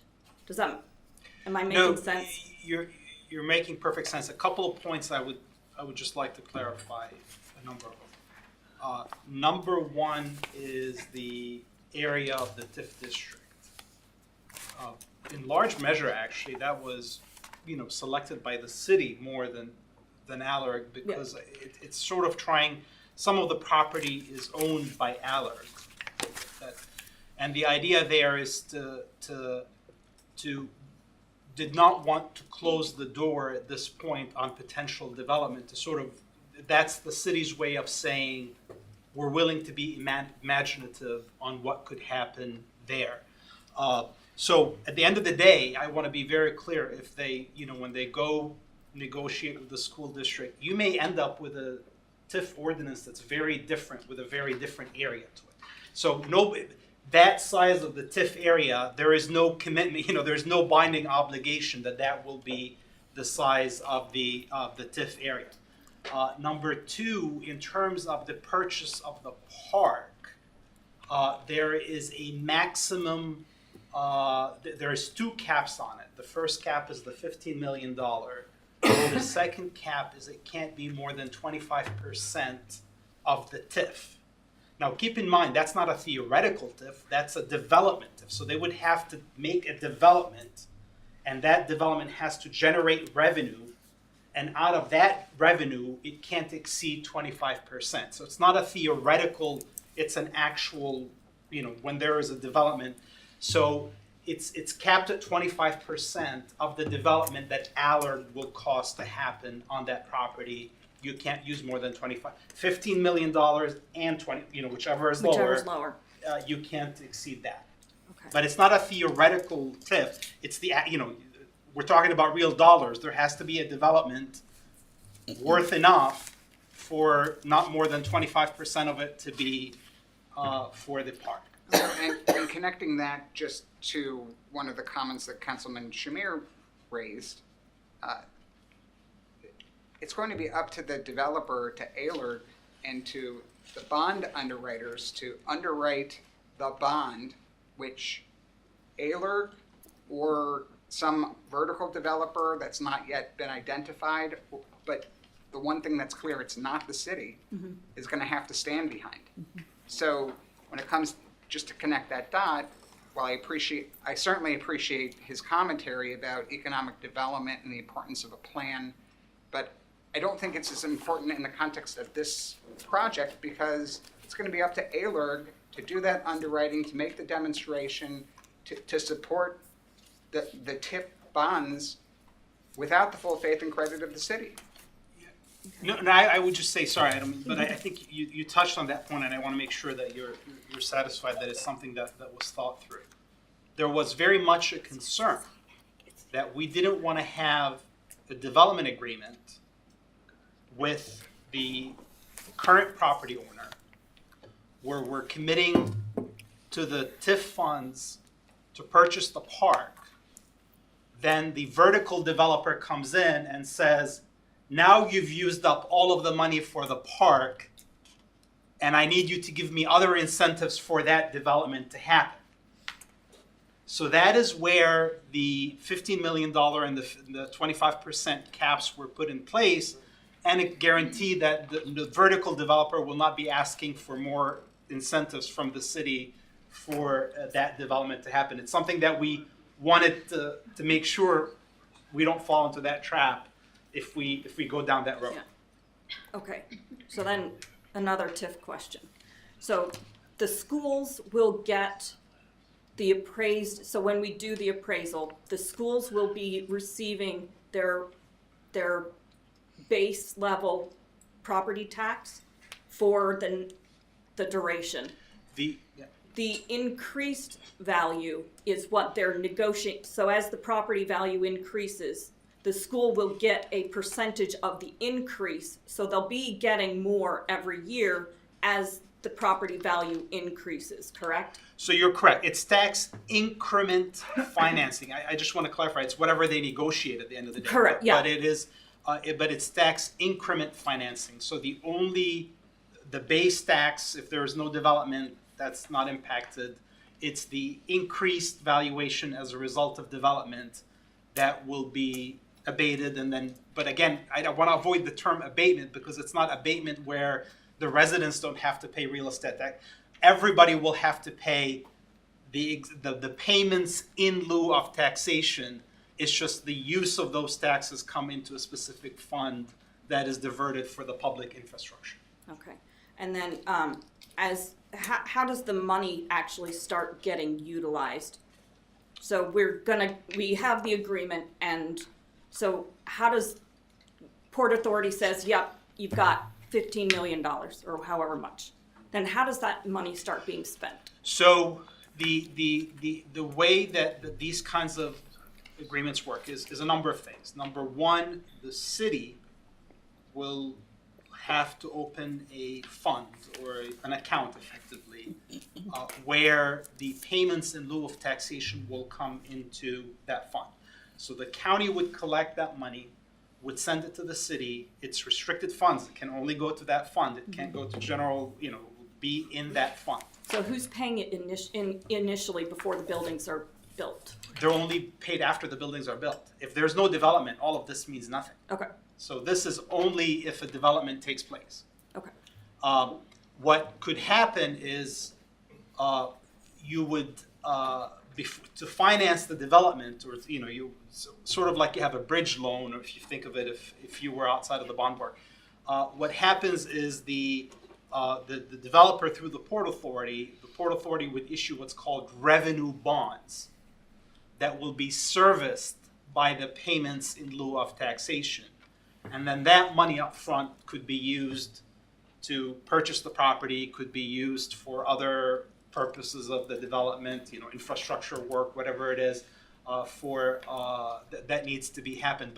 But so you effectively monetize future revenue before the revenue starts coming in, but you have to have a certain development in place that the bond market is going to be comfortable enough to be able to give you the money now, knowing that that revenue is going to come in, especially because the city is not putting its full faith and credit behind it.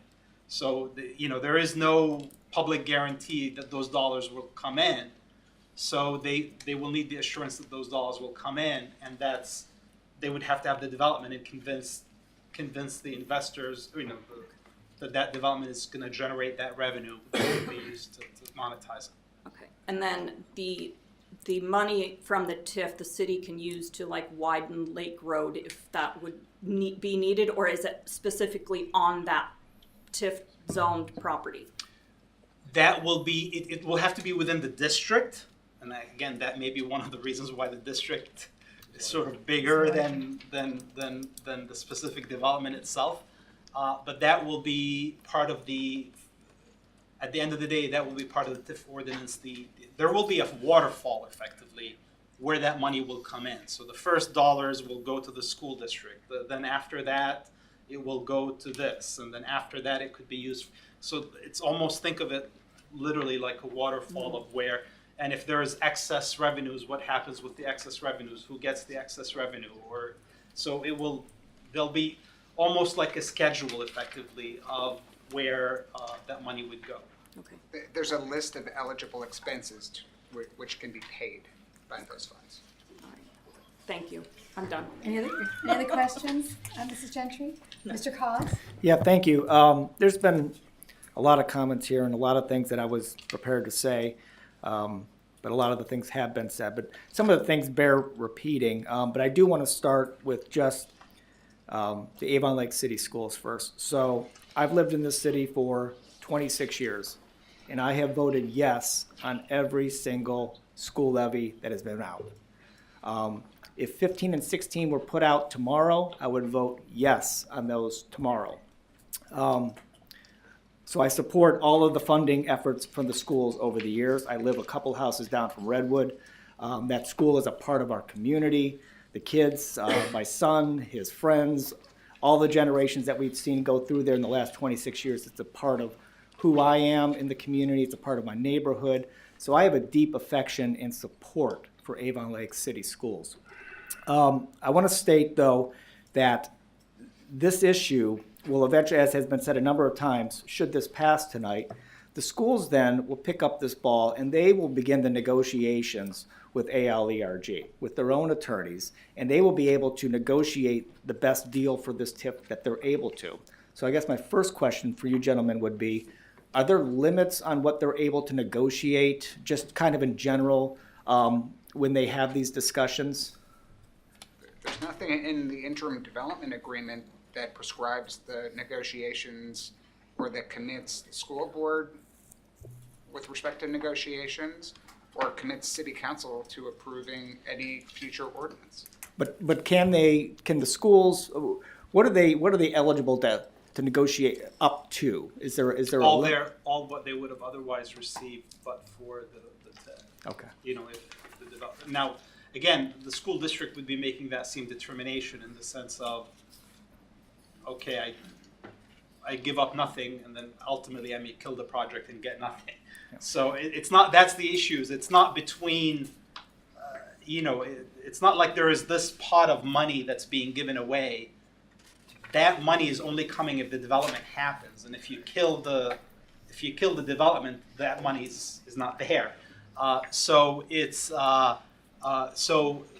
they would have to make their judgment calls in terms of the benefits from the development, but effectively they can start with saying we want 100% of,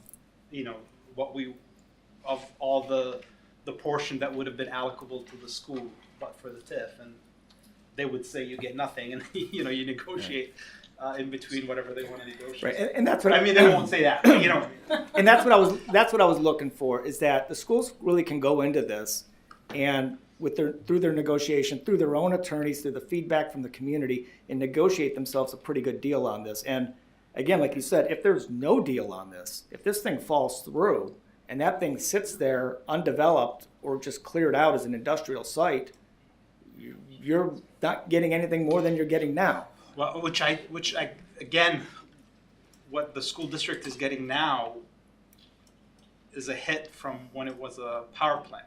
Mm-hmm. So they've already, this may give them an opportunity at least to recoup some of what they lost. But again, I can't speak for the school district or anybody. Right. And I want to repeat the point that was mentioned earlier with regards to school levies in the city and the future of them. This city is traditionally very supportive of our schools. And I know that we had a bad two-term cycle going through, and I think there are reasons for that the school board and the community and the city will take a step back and look at a way to come to a better understanding and agreement to get something passed. But I have full confidence in our residents. I have full confidence in our school board that this city is going to pass an operating levy in the near future. I'm convinced that an operating levy would have passed this last time if it was not with the other one, and I understand why it was. I voted for them both. But I think the capital levy with the operating levy was probably what sank both of them. But I am convinced that this city will support an operating levy. I think that if the school board puts it out as early as the spring, it will pass. I think with a capital levy, I think that we will pass a capital levy in this city. I know right now it looks bad, and it is bad right now, but this city will pass a capital levy. 20 years from now, we're not going to be talking about Learwood. We're not going to be talking about my beloved Redwood or Westview. Those schools are eventually going to be replaced. There's eventually going to be a levy that is going to pass, hopefully in the next couple of years to do so. And it might not look like the last one that was just put out. It might be different. It might be changed and modified.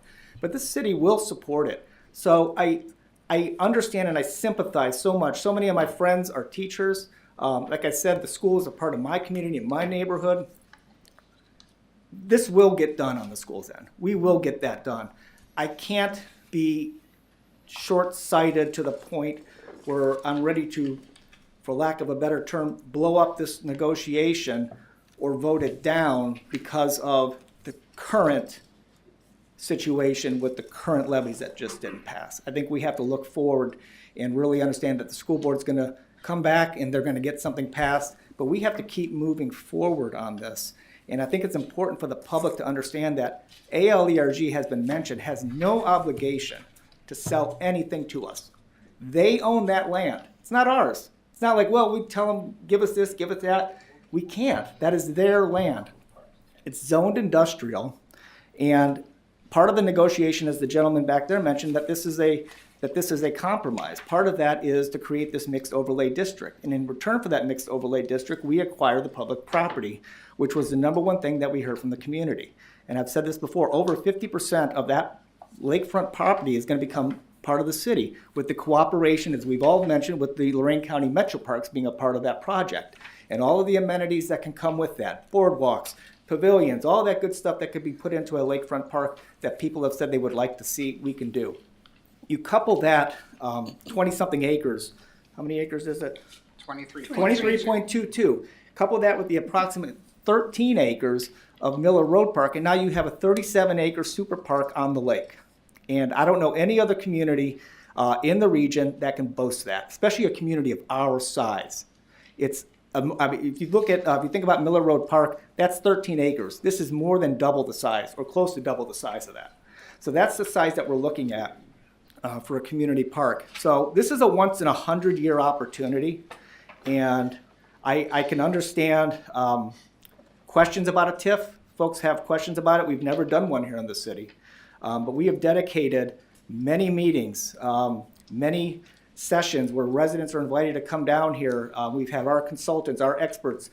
We've had ALERG here, and we've invited public to come down here, watch the meetings, and submit questions or ask questions.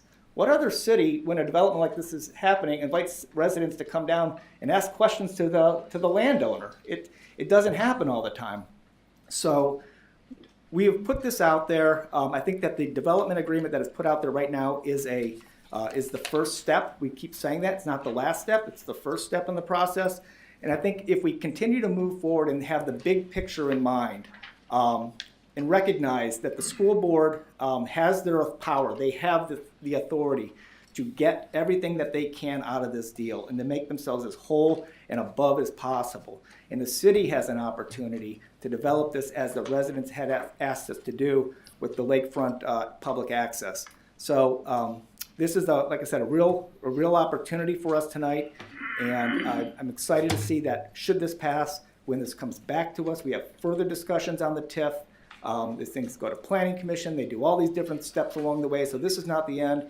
This is the beginning. And I just want to thank you gentlemen and all you gentlemen for being here as well all of these times and answering our questions. Thank you. Thank you, Mr. Kaz. I may now turn to my left. Yes, Mr. Arnold. No, I was just going to say, Mr. Ziminick is here tonight, the Lorraine County Metro Parks Director, and he's been to probably almost all of our meetings, and I think it would, it'd be great if do you have any comments about this agreement or the partnership, potential partnership with Avon Lake? I don't know if you wanted to speak about Anything tonight? I can certainly do that. Sure. Welcome. Thank you. So Jim Zimnick, Lorraine County Metro Parks Director. I just want to say we are honored to be invited to participate in the renaissance of the Avon Lake lakefront through our participation in the development agreement, ordinance 24-143. And people, we talk about taxes and current and future.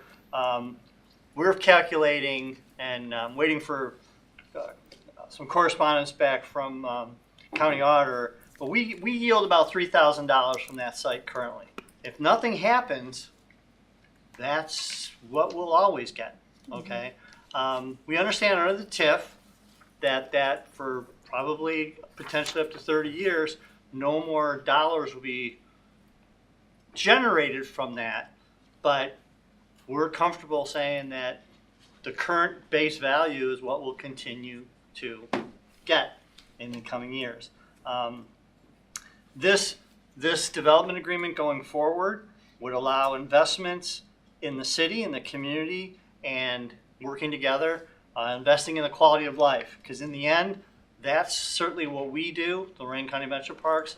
We're about investing in the people's quality of life. We're custodian of their tax money. I think all of us as public servants take that very, very seriously, and we look upon that as a potential investing those dollars to improve the quality of life, okay? This draft development agreement with the TIF will allow and establish ownership that allows for big federal money from Great Lakes Consortium, Ohio Sea Grant money. And in the end, we talked about this before, it's the ownership, because I think this council and many people know, working with the city, Mr. Esborn and this city council and the Metro Parks have tried to get some leverage from grant money. The answer always comes back from the state and the feds and these various Great Lakes Consortium. Well, what do you own? Well, we own nothing. Do you have an easement? No. Sorry. Next. In the meantime, God love them, Cleveland Metro Parks, with support of NOACA. There's a question NOACA asked us. What do you own? Nothing. Okay, fine. Next. Okay. So I think that's one of the upsides of this is it would certainly allow ownership by the city, and however we end up negotiating, it would potentially bring ownership to us or some kind of an agreement between the city and the Metro Parks. This is an opportunity to help out the corporate partners. I think early on there was discussions that I know I've had, and I believe the city and certainly the city has, and the administration with corporate partners like Avon, Poly One, Lubrizol, because they expressed a lot of interest in that lakefront because they have a hard time, as I've come to understand it, recruiting young talent. They're looking for the Case Western Reserves and the University of Chicago and the MITs and the RITs to bring those people into this community.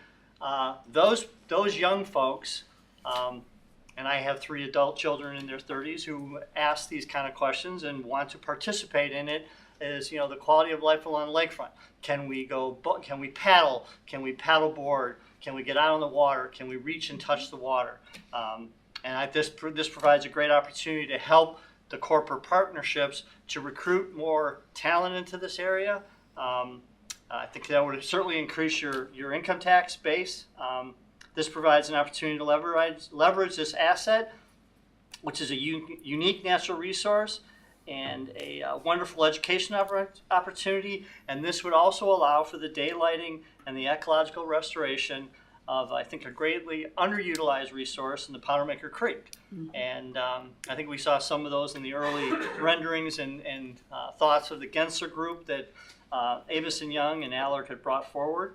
I think that's just it's a wetland, it's an environmental, and really can I think bolster what goes along that lakefront for resiliency, and again, would leverage more money for us into our community. I like to say this on the stump speech. We have 5 Great Lakes. We have one of them right here in our front yard, okay? Lorraine County has about 26 miles of lakefront. Avon Lake, you have 5.5 miles of lakefront, okay? And how much of that is publicly accessible? So you have some certain parks and some places you can see the water, but to actually get up to it, make it accessible, you have a unique opportunity, I think, to embrace that, something to hang your hats on.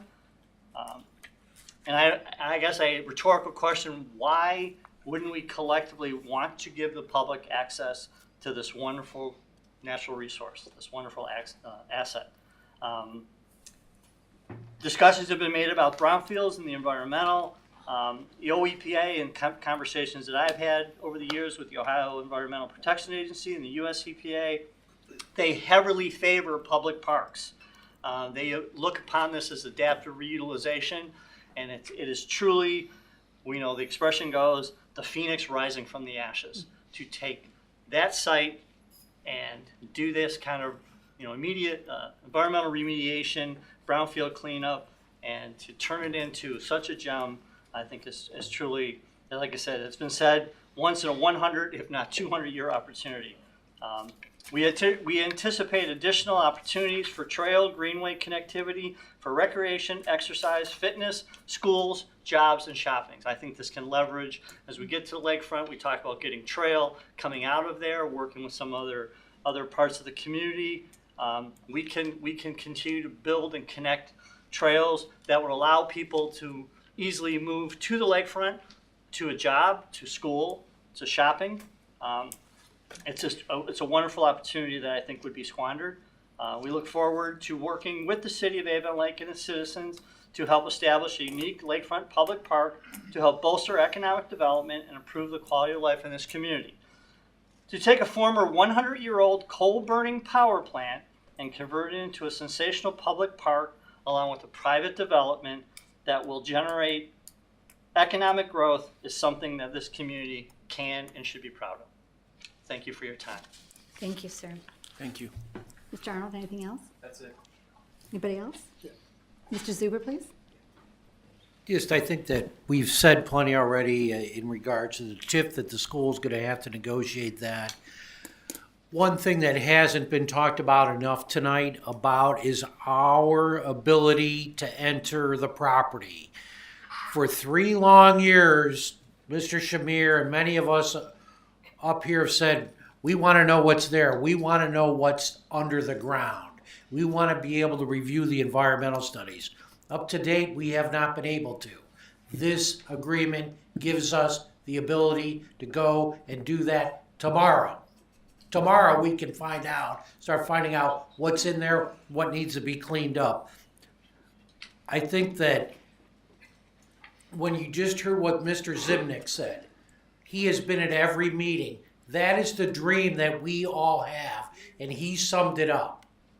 And I think that with what he said, everybody here can see that we've done our due diligence. We haven't been sitting around for 3 years.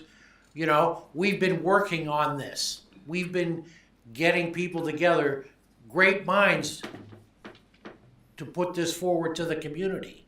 Now, we can always find a reason, this or that. We can always find a reason not to support this, but you can just see by what's been talked about here tonight, just tonight. And we've had 6 weeks. This is the 6th week we've talked about this agreement. So I think that, this is just the end of the beginning for this particular power plant site.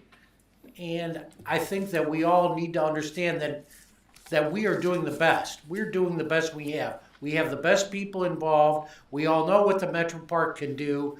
And I think that what we need to remember is 120 years ago, there was an amusement park on that property where the interurban stopped and people would come out from Cleveland every weekend to come to their cottage and go to the amusement park. That's something that we can rebuild here. Something even better than that along the lakefront with the beach access. Like David said, we're almost going to double the size of the park. So I think that you can see just by what's been talked about today, we've all done our due diligence. And I think we've waited for years for this. Thank you, Mr. Zuber. Anything else? Mr. Smith? Yes, thank you. I have to agree with Mr. Shamir relative to the fact that we need to put an economic development plan in place. I think it was very clear actually by the comments of Mr. Zemanek that we don't know where all this is going to. But on the other hand, I don't see how we can hold this up. This is a very, very important project to the city, and as I said before, it needs to be done right. And I've looked this agreement over and over and over, and quite frankly, I agree that, you know, that this requires good faith and fair dealing. There's nothing about this agreement that isn't good faith and fair dealing. We have to go forward. We have great things coming out of this. As Mr.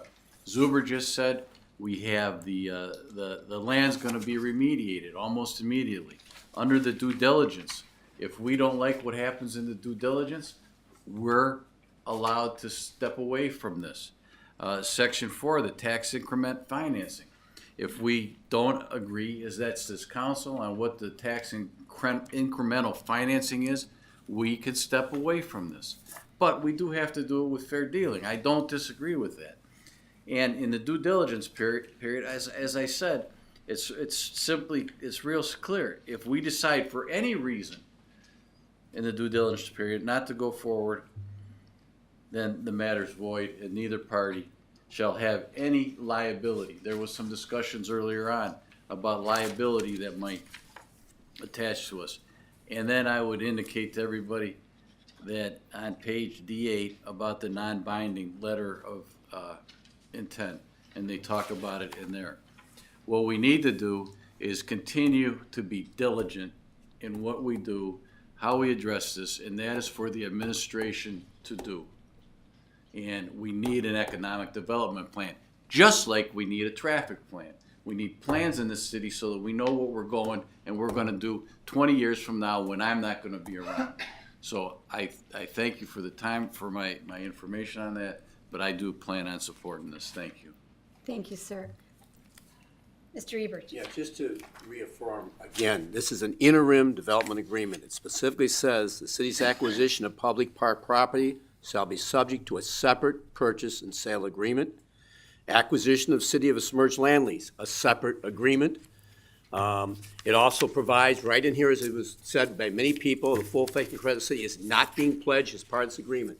So this is like a development agreement that was going to be, when you get to the property purchase, to be a separate agreement identifying the purpose, the intent, the money, et cetera. So this is a first step forward to get where everyone's talked about tonight. Thank you. Thank you, sir. Yes, Mr. Shamir. And then I'm going to have a summary. Thank you. First, again, I agree that this is a once-in-a-lifetime opportunity. And I never stated that the full faith and credit of the city was being put in jeopardy or on the line. Statement that I made was that we're moving forward blindly because we don't have an economic development plan.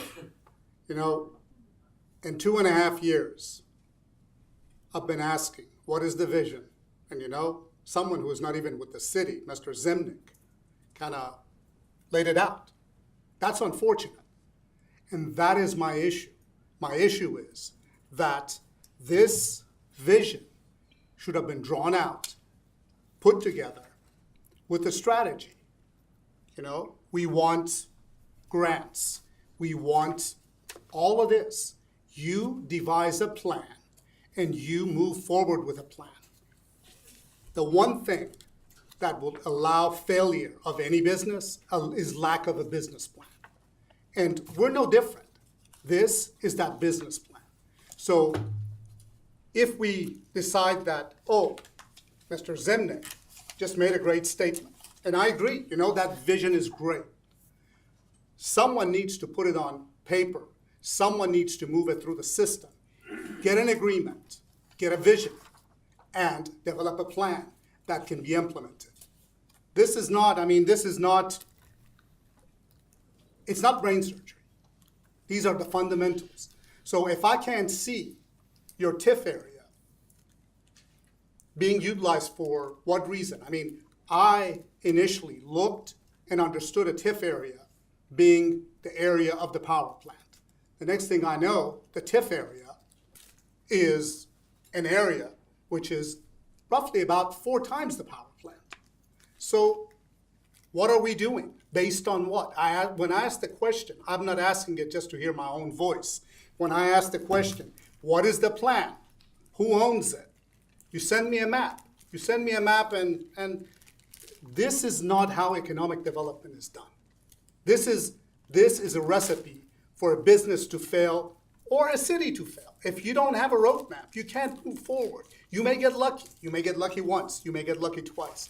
But this is our future. And I'm going to be very frank. Our future in economic development is in the hands of Mr. Esborn. Mr. Esborn does not live in this city. His children tomorrow will not be impacted. What happens to the schools? His taxes won't be impacted. So at the end of the day, we have someone that comes into our community, does a great job, he's a great lawyer, but he doesn't do economic development. So my issue is, devise a plan. I asked it a year ago, where is your plan? I get this document in August, end of August. Well, I'm sorry, I have very little faith on what is said in here because it's not. There is nothing there. I agree with everyone here that the future is here. And this is privately owned property. They're to do with it as they see fit. I think we've come a long ways from the beginning of not sharing and not being in an environment of working together. But still, the city needs to hold up its end of the bargain. And that end of the bargain is have a plan. It's not the first time I've asked. I don't think anyone here has seen a plan outside of this thing that was sent to us in late August. So having a plan and telling us what you're going to do with the TIF areas, what you're going to do with the park, what is the strategy? I want to own it to do this. These are fundamental questions. These require answers. My issue is not that I am not satisfied with the guardrails. My issue is I am not satisfied with our own understanding of where we're going. And we can close our eyes and allow the blind to lead the blind. We can't do that. If we want failure, that's not going to happen. Now, what does it mean? We are going to have a document in 6 months, a resiliency plan that's going to generate a document. I mean, this should have been done 6 months ago, 7 months ago, 9 months ago. And again, it's not a matter that I don't think that there's good faith on the side of ALERG or anyone else. I think as a city, we lack planning. We lack putting things on paper. We do not commit. And if we don't commit, we can't see what the future looks like. So thank you, Madam President. That's it. Very good. Mrs. Gentry? So I your last do comments? agree, yes, sorry. I do agree with the need for the economic development plan. I am looking forward to seeing the result of that document, and hopefully we can utilize that as we come up with the actual vertical developers and can work together on that plan. I completely agree with you, Rob, on the need for an economic development plan. I think we all do. And just to take a little step further, tomorrow night at Mrs. Gentry's meeting, there's going to be a discussion about resiliency and sustainability there, and what one of our energy suppliers can provide to the city that can prepare us for grants and also for attraction. And just real quickly, because we have a lot of residents here, we have residents that are watching, I just want to make sure that all of their concerns have been answered. So we talked about when this is signed, that environmental information will be given to the city, and then Verdantis, our environmental people, can go ahead and they can recheck it. We've talked about a need for rezoning, that right now it's industrial, and so if it remains industrial, then the remediation will go to the industrial level. Through rezoning, there will then be a higher level of where it can go to. We've talked about the Port Authority being involved as the bank, if you would, And it's the Port Authority and the vertical developers who have the insurance that will be backing up the TIFs. It's not the city of Avon Lake. It's not the residents. I've heard residents say, not only on Facebook and calling me from 6:30 in the morning on, that their taxes are going to go up. This is not going to be increasing your taxes. The vertical developer is going to continue to pay taxes. And if I could have the floor, please. The vertical developer is going to continue to pay the taxes. It's not an abatement. They're paying taxes, and the tax money is going into the TIF for infrastructure development. So we've talked about that. We've talked about the schools. So this is actually new money. So here's a big difference that a lot of people don't even think about. So when you pass a levy or a bond, and you give it a year, give it a date. Let's pretend that it goes into effect January 1, 2025. That's the valuation of that levy and that bond, and that's what it's going to be. New building does not affect and does not increase what they're going to be getting. With a TIF, it's different. With a TIF, you start out with your base, and the base is going to be empty land, and they're going to be getting whatever they're going to be getting, whether it's $40,000 a year or whatever it is.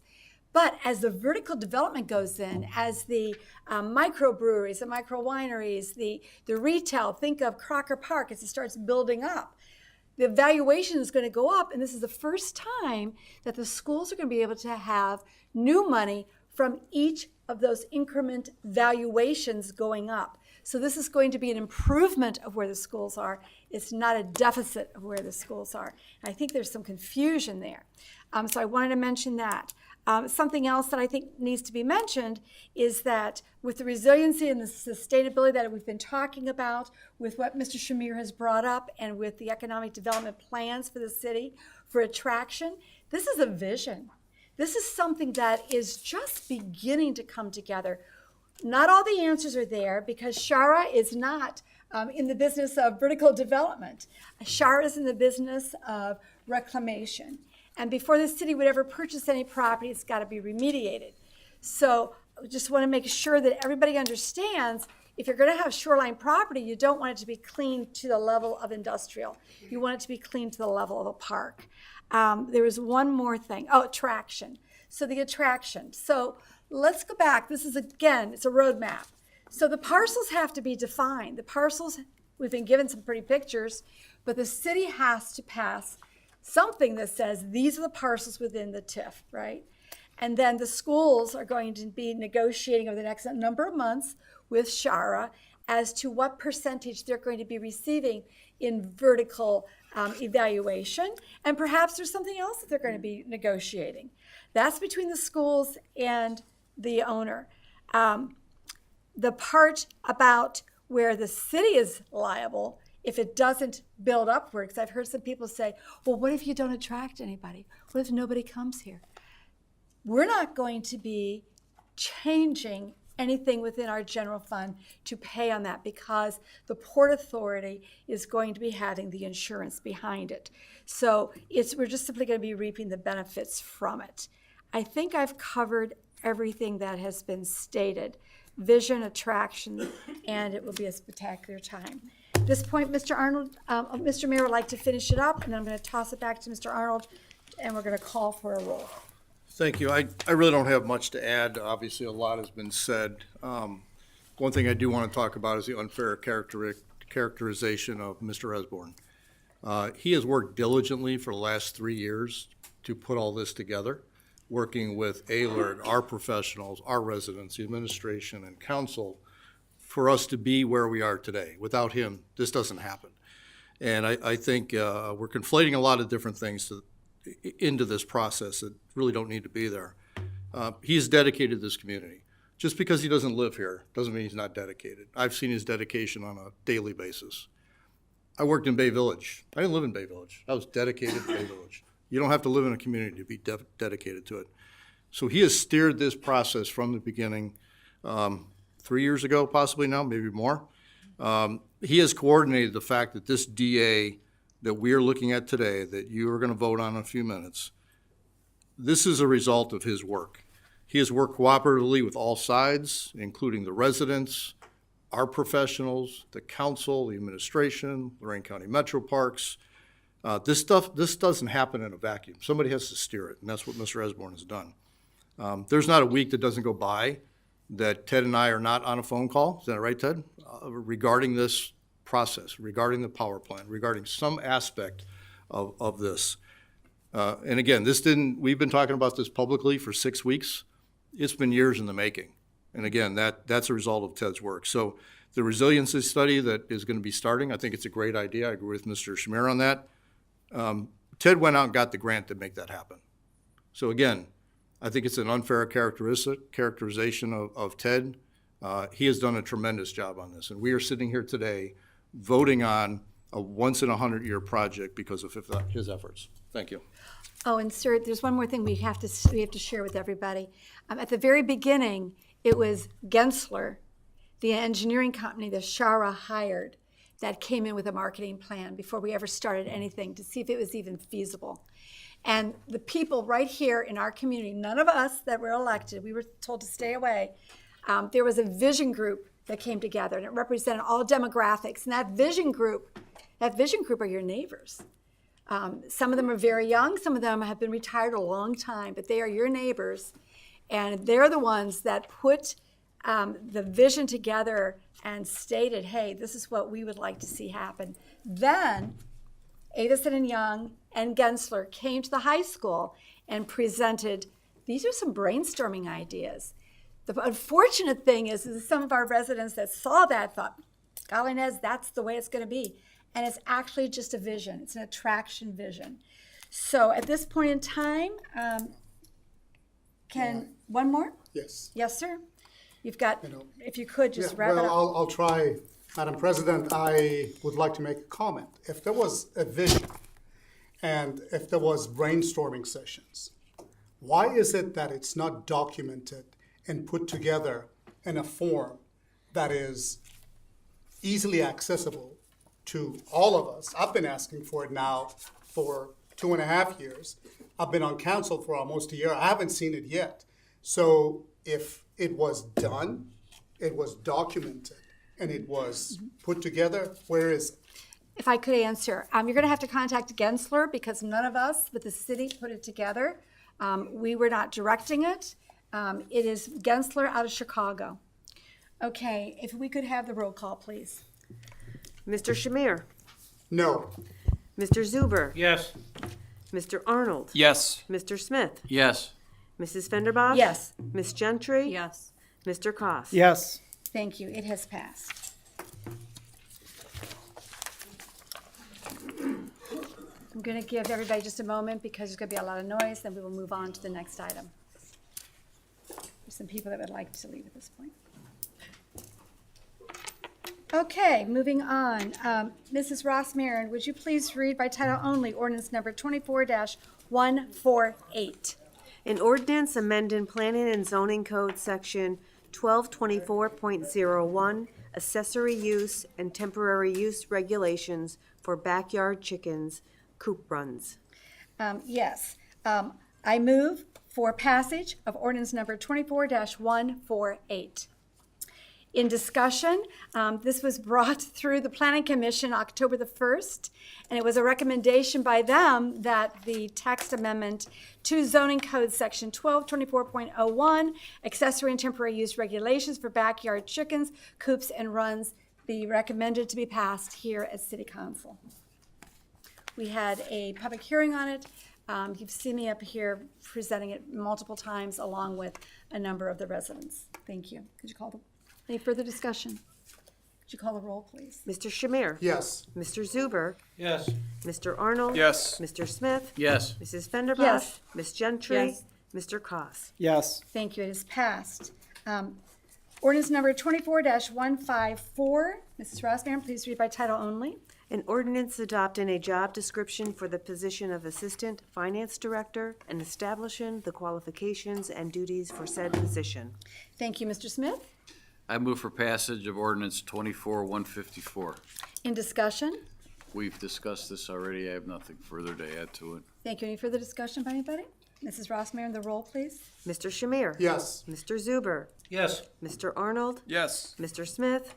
Yes. Mrs. Fenderbosh? Yes. Ms. Gentry? Yes. Mr. Koss. Yes. Thank you, it has passed. Ordinance number 24-155 by title only. Mrs. Rossmarin, please read it.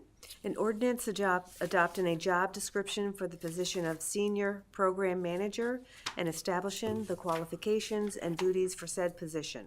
Thank you. Mr. Smith? Thank you. I move for passage of temporary ordinance 24-155. In discussion? Thank you. This, again, we've discussed this on several occasions. If there's any questions, I'd be happy to answer them. Thank you. Any further discussion by anyone? Mrs. Rossmarin, the roll. Mr. Shamir? Yes. Mr. Zuber? Yes. Mr. Arnold? Yes. Mr. Smith? Yes. Mrs. Fenderbosh? Yes. Ms. Gentry? Yes. Mr. Koss. Yes. Thank you. It is passed. We're down to first readings. Ordinance number 24-166. Mrs. Rossmarin, read by title only.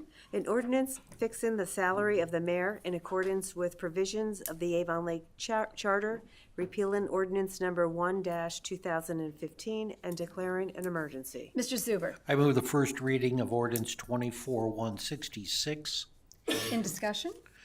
Yeah, the city council appointed an ad hoc review committee to review both the mayor and the council's salary. Mayor's mainly because of the charter change that was granted last year that would set the mayor's salary 3% above the highest appointee of his, which would be $155,000. The ad hoc committee came up with a recommendation of $125,000 based on their research. There were a community member, HR professionals, and other people involved in the committee to put forth this request.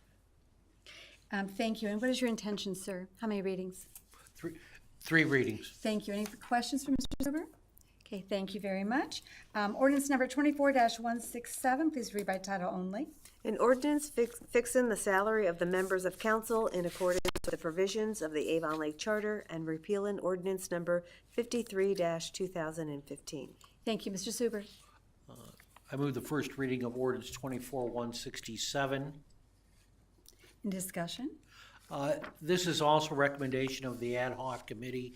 As you can see by both this and the prior legislation, the last time any increases were done were back in 2015 for both the mayor and city council. Back in 2007, there was also a committee appointed by council to review the only council salaries only. And this will also go 3 readings. Thank you. Any questions for Mr. Zuber? Okay. Ordinance number 24-168 by title only, please. An ordinance authorizing the mayor to enter into an agreement with Neighborhood Alliance. Mr. Zuber. I move for first reading of ordinance number 24-168. In discussion? This is for the 2025 year, $61,000 to pay the cost to the Neighborhood Alliance, which was formerly known as our Meals on Wheels, and we will ask for passage at the next council meeting on second reading. Thank you very much. Any questions for Mr. Zuber? Seeing none. Ordinance number 24-169. Mrs. Rossmarin by title only. An ordinance providing for transfers and declaring an emergency. Mr. Zuber. I move for the suspension of the council rule requiring 3 readings. Mrs. Rossmarin. Mr. Shamir? Yes. Mr. Zuber? Yes. Mr. Arnold? Yes. Mr. Smith? Yes. Mrs. Fenderbosh? Yes. Ms. Gentry? Mr. Koss. Yes. Thank you. Mr. Zuber. I move for passage of ordinance number 24-169. In discussion? This is the quarterly income tax transfers where the money comes into the income tax transfer fund.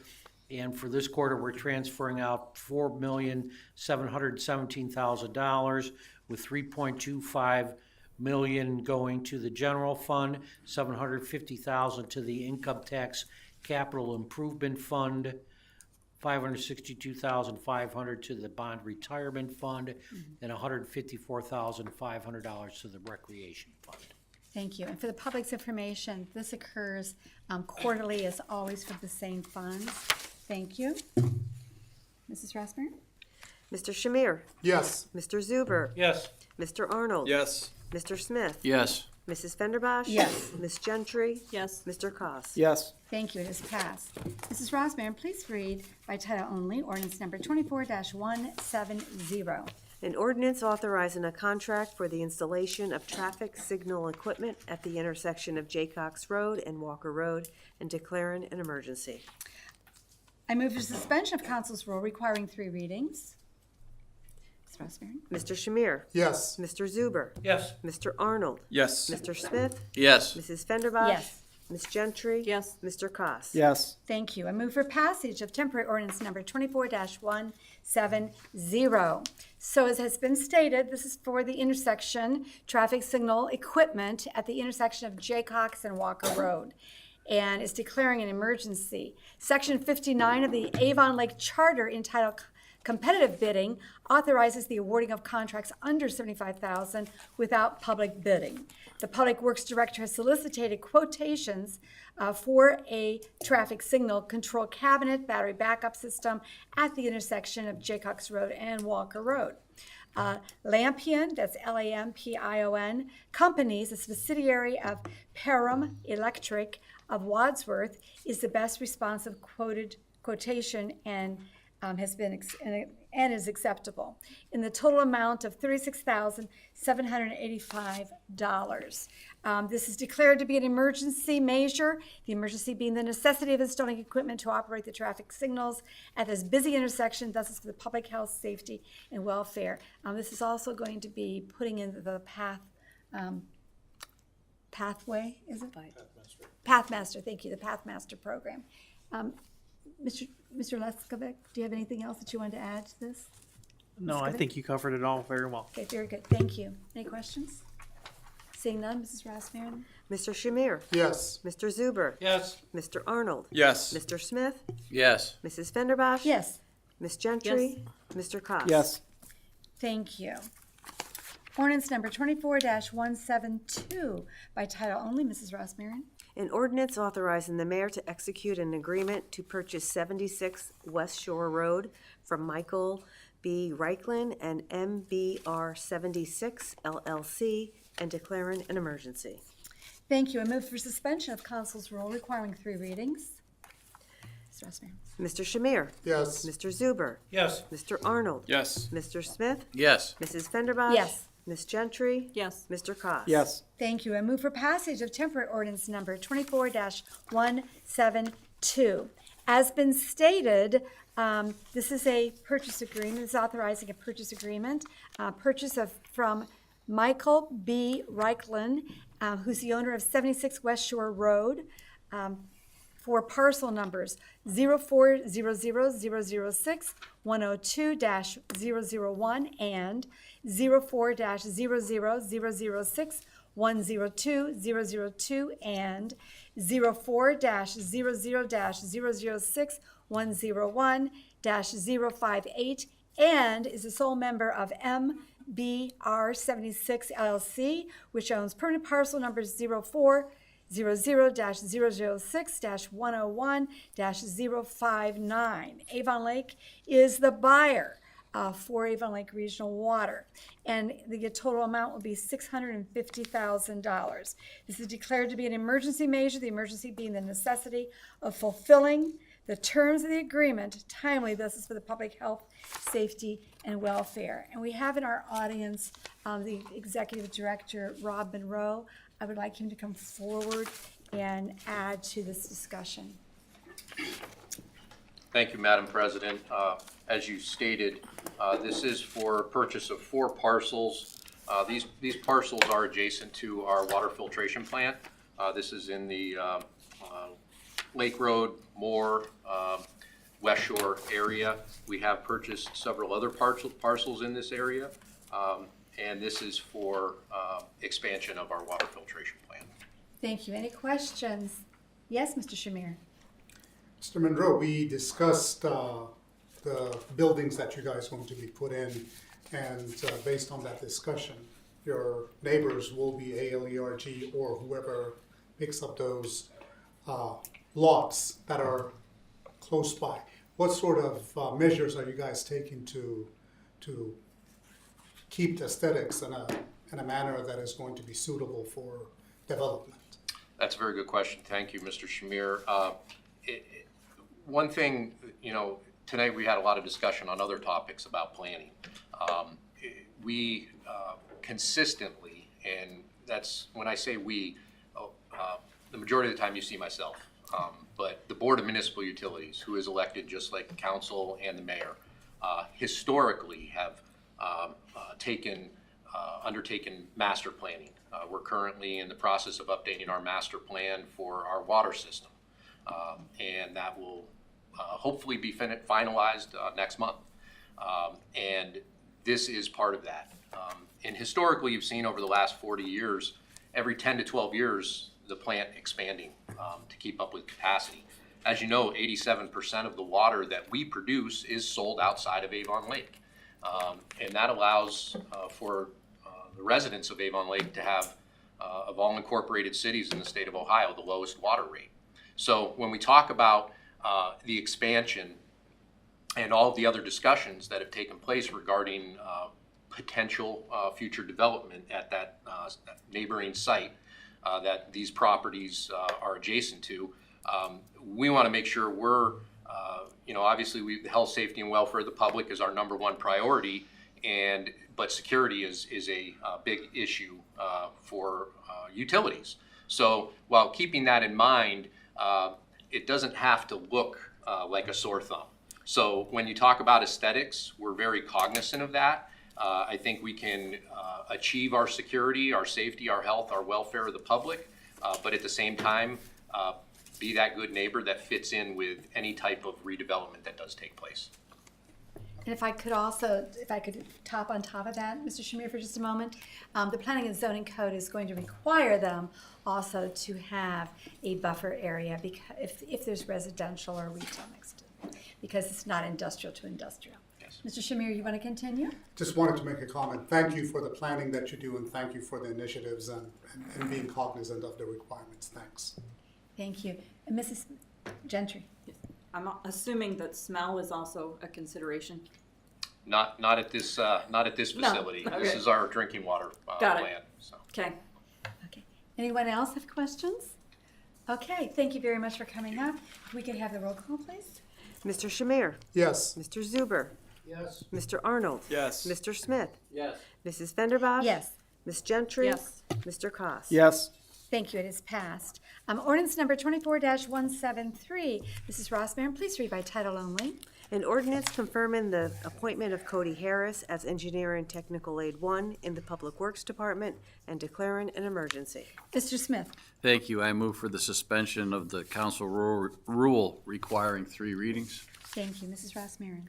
Mr. Shamir? Yes. Mr. Zuber? Yes. Mr. Arnold? Yes. Mr. Smith? Yes. Mrs. Fenderbosh? Yes. Ms. Gentry? Yes. Mr. Koss. Yes. Thank you, Mr. Smith. Thank you. I move for passage. Discussion? Thank you. This is the appointment of Cody Harris, and this is being done as emergency and with suspension of the rules due to the fact that we need to start filling these jobs that have been open, and you can read it all in the emergency clause in section 5. Thank you, sir. Any further discussion? Mrs. Rossmarin, please call the roll. Mr. Shamir? Yes. Mr. Zuber? Yes. Mr. Arnold? Yes. Mr. Smith? Yes. Mrs. Fenderbosh? Yes. Ms. Gentry? Yes. Mr. Koss. Yes. Thank you. Ordinance number 24-174. Mrs. Rossmarin, please read by title only. Oh, and by the way, that last one just passed. Thank you. An ordinance confirming the appointment of Julie Dombrowski to the position of the Building Department Administrative Assistant, establishing the rate of compensation for said position, and declaring an emergency. Mr. Smith? Thank you. I move for the council rule requiring 3 readings. Mrs. Rossmarin, the roll. Mr. Shamir? Yes. Mr. Zuber? Yes. Mr. Arnold? Yes. Mr. Smith? Yes. Mrs. Fenderbosh? Yes. Ms. Gentry? Mr. Koss. Yes. Thank you. That has passed. I'm ready to go with the other one. Okay, Mr. Smith, Yes, I move for passage. any discussion? Thank you. Again, the hiring of Ms. Dombrowski is necessary as an emergency to continue to provide the citizens with the operation of the building department. for the safety health as is set forth in section 5. Thank you. Thank you. Any further discussion? Mrs. Ross Marin, the roll. Mr. Shamir? Yes. Mr. Zuber? Yes. Mr. Arnold? Yes. Mr. Smith? Yes. Mrs. Fenderbosh? Yes. Ms. Gentry? Mr. Cos? Yes. Thank you. Now we come to, that too is passed. Now we come to public input, and you have 5 minutes to speak on any topic. Thank you. Approach, thank you.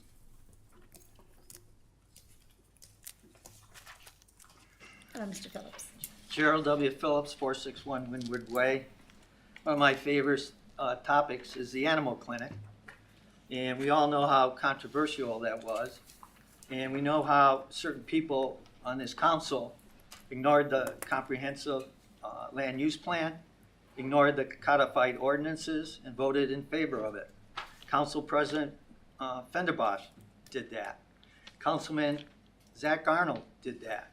Ted Esborn promoted that and told the animal clinic that they can go ahead and do it and put a commercial parking lot in a residential area. Well, I got pictures, okay? I got pictures where the animal clinic put the parking lot behind on the east side of Miller Road, where it belonged. Where it belonged. And you know what? They were able to do the dog trails and not interfere with that. But yet we have council people that ignore the law. So let's talk about the Brownfield Commission. I got a public records request into Ted Osborne. I only got one item. I expect all the items by Friday. I've heard statements from the Brownfield Commission, and I'm going to ask them for public records because they're members. But I hear this overwhelming public support, but yet I don't have one document that shows anything of a survey, a tally of this so-called overwhelming public support. I don't have meeting minutes of this so-called Brownfield Commission. I don't have any public records. I believe this Brownfield Commission is illegal, violated the Sunshine Law, and violates the public records. And if you look at the only document I got, it was from the CIC, and you look at it, and the fingerprints of Ted Esborn's all over it. He created it. So, as the mayor said, yeah, he's been involved in this for 3 years. He's been orchestrating this for 3 years to make him look good. And, you know, Mr. Esborn, yeah, he drafted Chapter 1219 with the help of ALERG. And to answer Amy's question, if you want to change the residential density of 1,250 units, go to 121905D and amend that. And not have Ted Esborn drafted it, because you didn't see that until maybe a month or two ago. It didn't exist. This document didn't exist, but yet he drafted it. Why would your economic development draft an ordinance for this project and not share it with you? He should have. Mr. Zuber, you're incorrect. When you sign this interim development agreement, you don't get access to the right of entry. You know, you didn't read the agreement. You only get it when you sign the LOI. That's when you get to go into the property, not until you sign that. I look at this in the sense that ALERG wants a TIF for 30 years, 100%. They want the mixed-use development, okay? They've already said if they don't get it, they're not going to do it. Well, to entice it, they offer the city public property for $15 million, improvements for $15 million. I'm sitting back looking at this. Let's see. If you give me this, I give you that. Looks like a quid pro quo. Looks like a contract to me. Looks like contract zoning. And to elaborate on a point that Mr. Shamir about a comprehensive development plan. If you look at the definition of contract zoning and what the evils are, it's because you zone without regard to the public health, safety, and welfare because you don't have a comprehensiveness of the city. Also, you contract zoning, you ignore a lack of concern for the comprehensive basics to plan land use development within the whole city. So Mr. Schmier is right on point. You know, going ahead with this agreement without doing those two elements equates to contract zoning. You're zoning it for a particular person, spot zoning.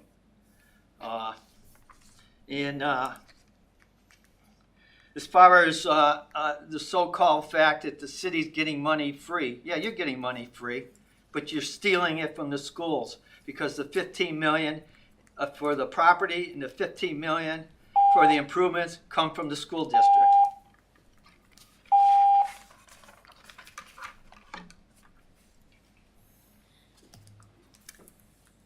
Anybody else? Any topic we have tonight?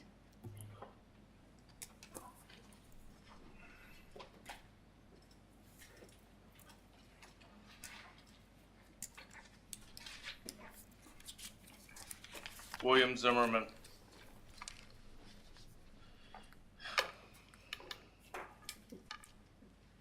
Very disappointed tonight in that manner in which the council voted.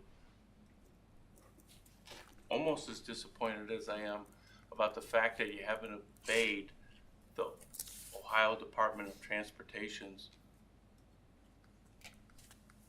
verbiage in regards to the speed limit on Lake Road and on 83, both of which should have been 35.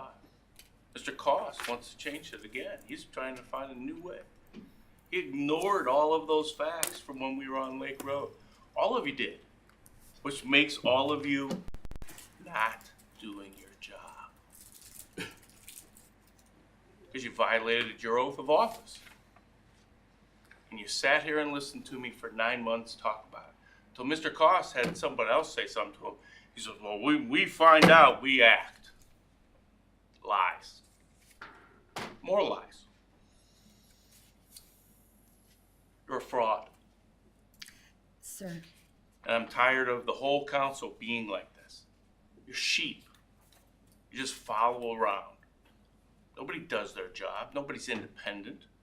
Nobody thinks. He got a deal going with ALERG and these people. It's not even a brownfield registered place.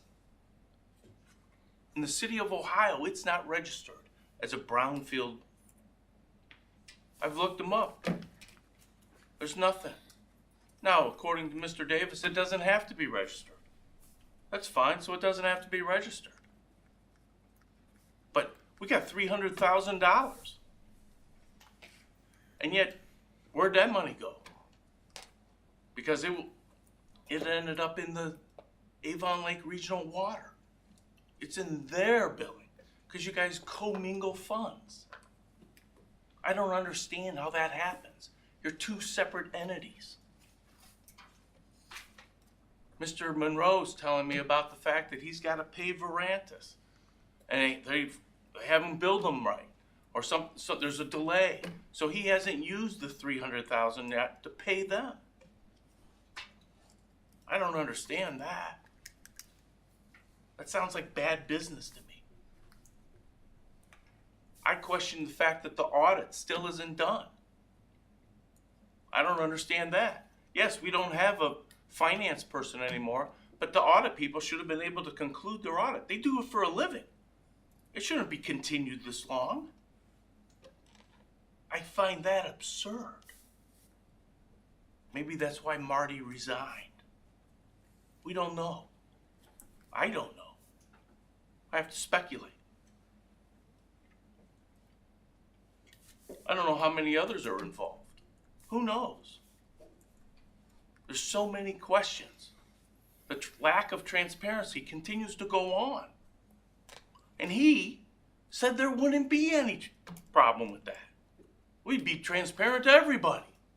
It's not the case.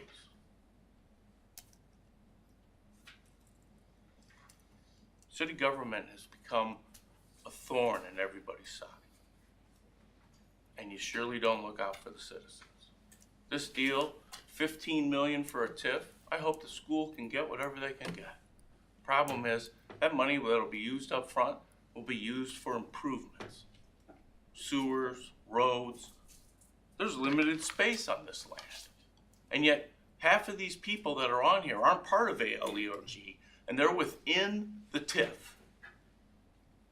So they're gonna benefit? And they're not even part of the TIF? They're not part of the original agreement? Because this rendering shows that we're gonna have this great road. Sorry, I don't have the right page.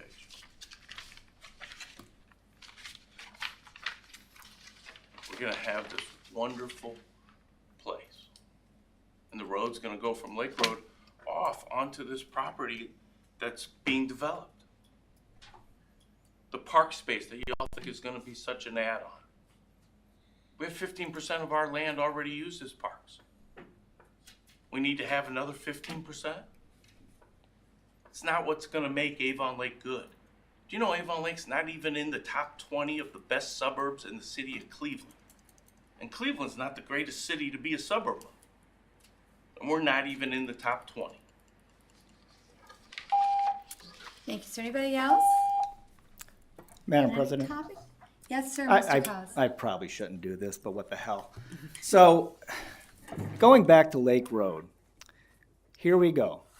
The state authorizes a municipality to change the speed limit if it is designated a business district. The state does not designate state highway areas as a business district. It gives us the criteria to do it, and we can do it by ordinance, which would then set a 25 mile per hour speed limit to correlate with that. That is exactly what we did on Lake Road. Mr. Zimmerman and his attorney sued the city on that, and that is currently in court right now. Next week, we're going to 2 weeks from now, we're going to reintroduce changing the business district at State Route 83 and Walker Road, which is currently set at 25 miles per hour, and we're going to establish that as a business district through there, formally through legislation ordinance. Thereby doing that, we will be able to maintain the 25 mile per hour speed limit through that area of Walker Road and State Route 83. I expect immediately upon us passing that, we are going to get sued again for the same criteria. Now, why is it important to keep that at 25 miles per hour and work with the state regulations to establish that? That is the #1 accident area in the city of Avon Lake. And if we were to move that and not keep that at 25 and establish that business district, to have that authority, it would have to go to 35. Does anybody want 35 miles per hour through that Taco Bell, Speedway, BP, State Route 83 exit right there, or State Route 83 intersection? We know how many kids go up and down there. One of the great rites of passage in this town is when students get to ride up the Speedway on their own when they're in Troy. Do we want them at 35 miles per hour, people speeding through there? It's 25 going east-west. We want 35 north-south? So we are following what the state law indicates, and that is all going to be taken out in court, and we'll get our answer in court. Can't wait, me either. And when we do, I will be very pleased with the results. So keep that in mind, everyone. When we pass this business district, we are looking to keep your 25 miles per hour zone, 25 miles per hour zone in the most accident centered area that we have in the city. We have like 4 times more accidents in that intersection than anywhere else in the city. And it is a heavily, heavily used intersection. So we are going to get sued. We are going to spend taxpayer dollars on it. But the result would be that we put our residents and our children that ride up there all the time at a greater risk. Thank you. Thank you, Mr. Kaz. I would like to respond to the audit, and maybe I should really toss this down to Mr. Zuber because he's the finance chair. I want to share with everyone that it's the state of Ohio, auditor state of Ohio, that has extended it because they only spend a few hours here a week. They don't spend all day long here every single day. And they have had a shrinkage in their department, and they can't get the work done, so they've extended it again into December. Anything else from anybody? Okay, do we have a motion to adjourn? So moved. Thank you. All in favor? Aye. We need to have a roll call. Sorry, that was just for the fun. Yes. Oh, we have one more thing, sorry about that. Miscellaneous business and announcements, anybody? We have Toys for Tots? Toys for Tots up and running. Avon Lake Public Library, Avon Lake Fire Department, Avon Lake City Hall through, I think, December 7th. Thank you. Okay, now we can go with the adjournment. So moved. Thank you. Mrs. Rossmarin? Mr. Shamir? Yes. Mr. Zuber? Yes. Mr. Arnold? Yes. Mr. Smith? Yes. Mrs. Fenderbosh? Yes. Ms. Gentry? Yes. Mr. Koss. Yes. Thank you for coming tonight.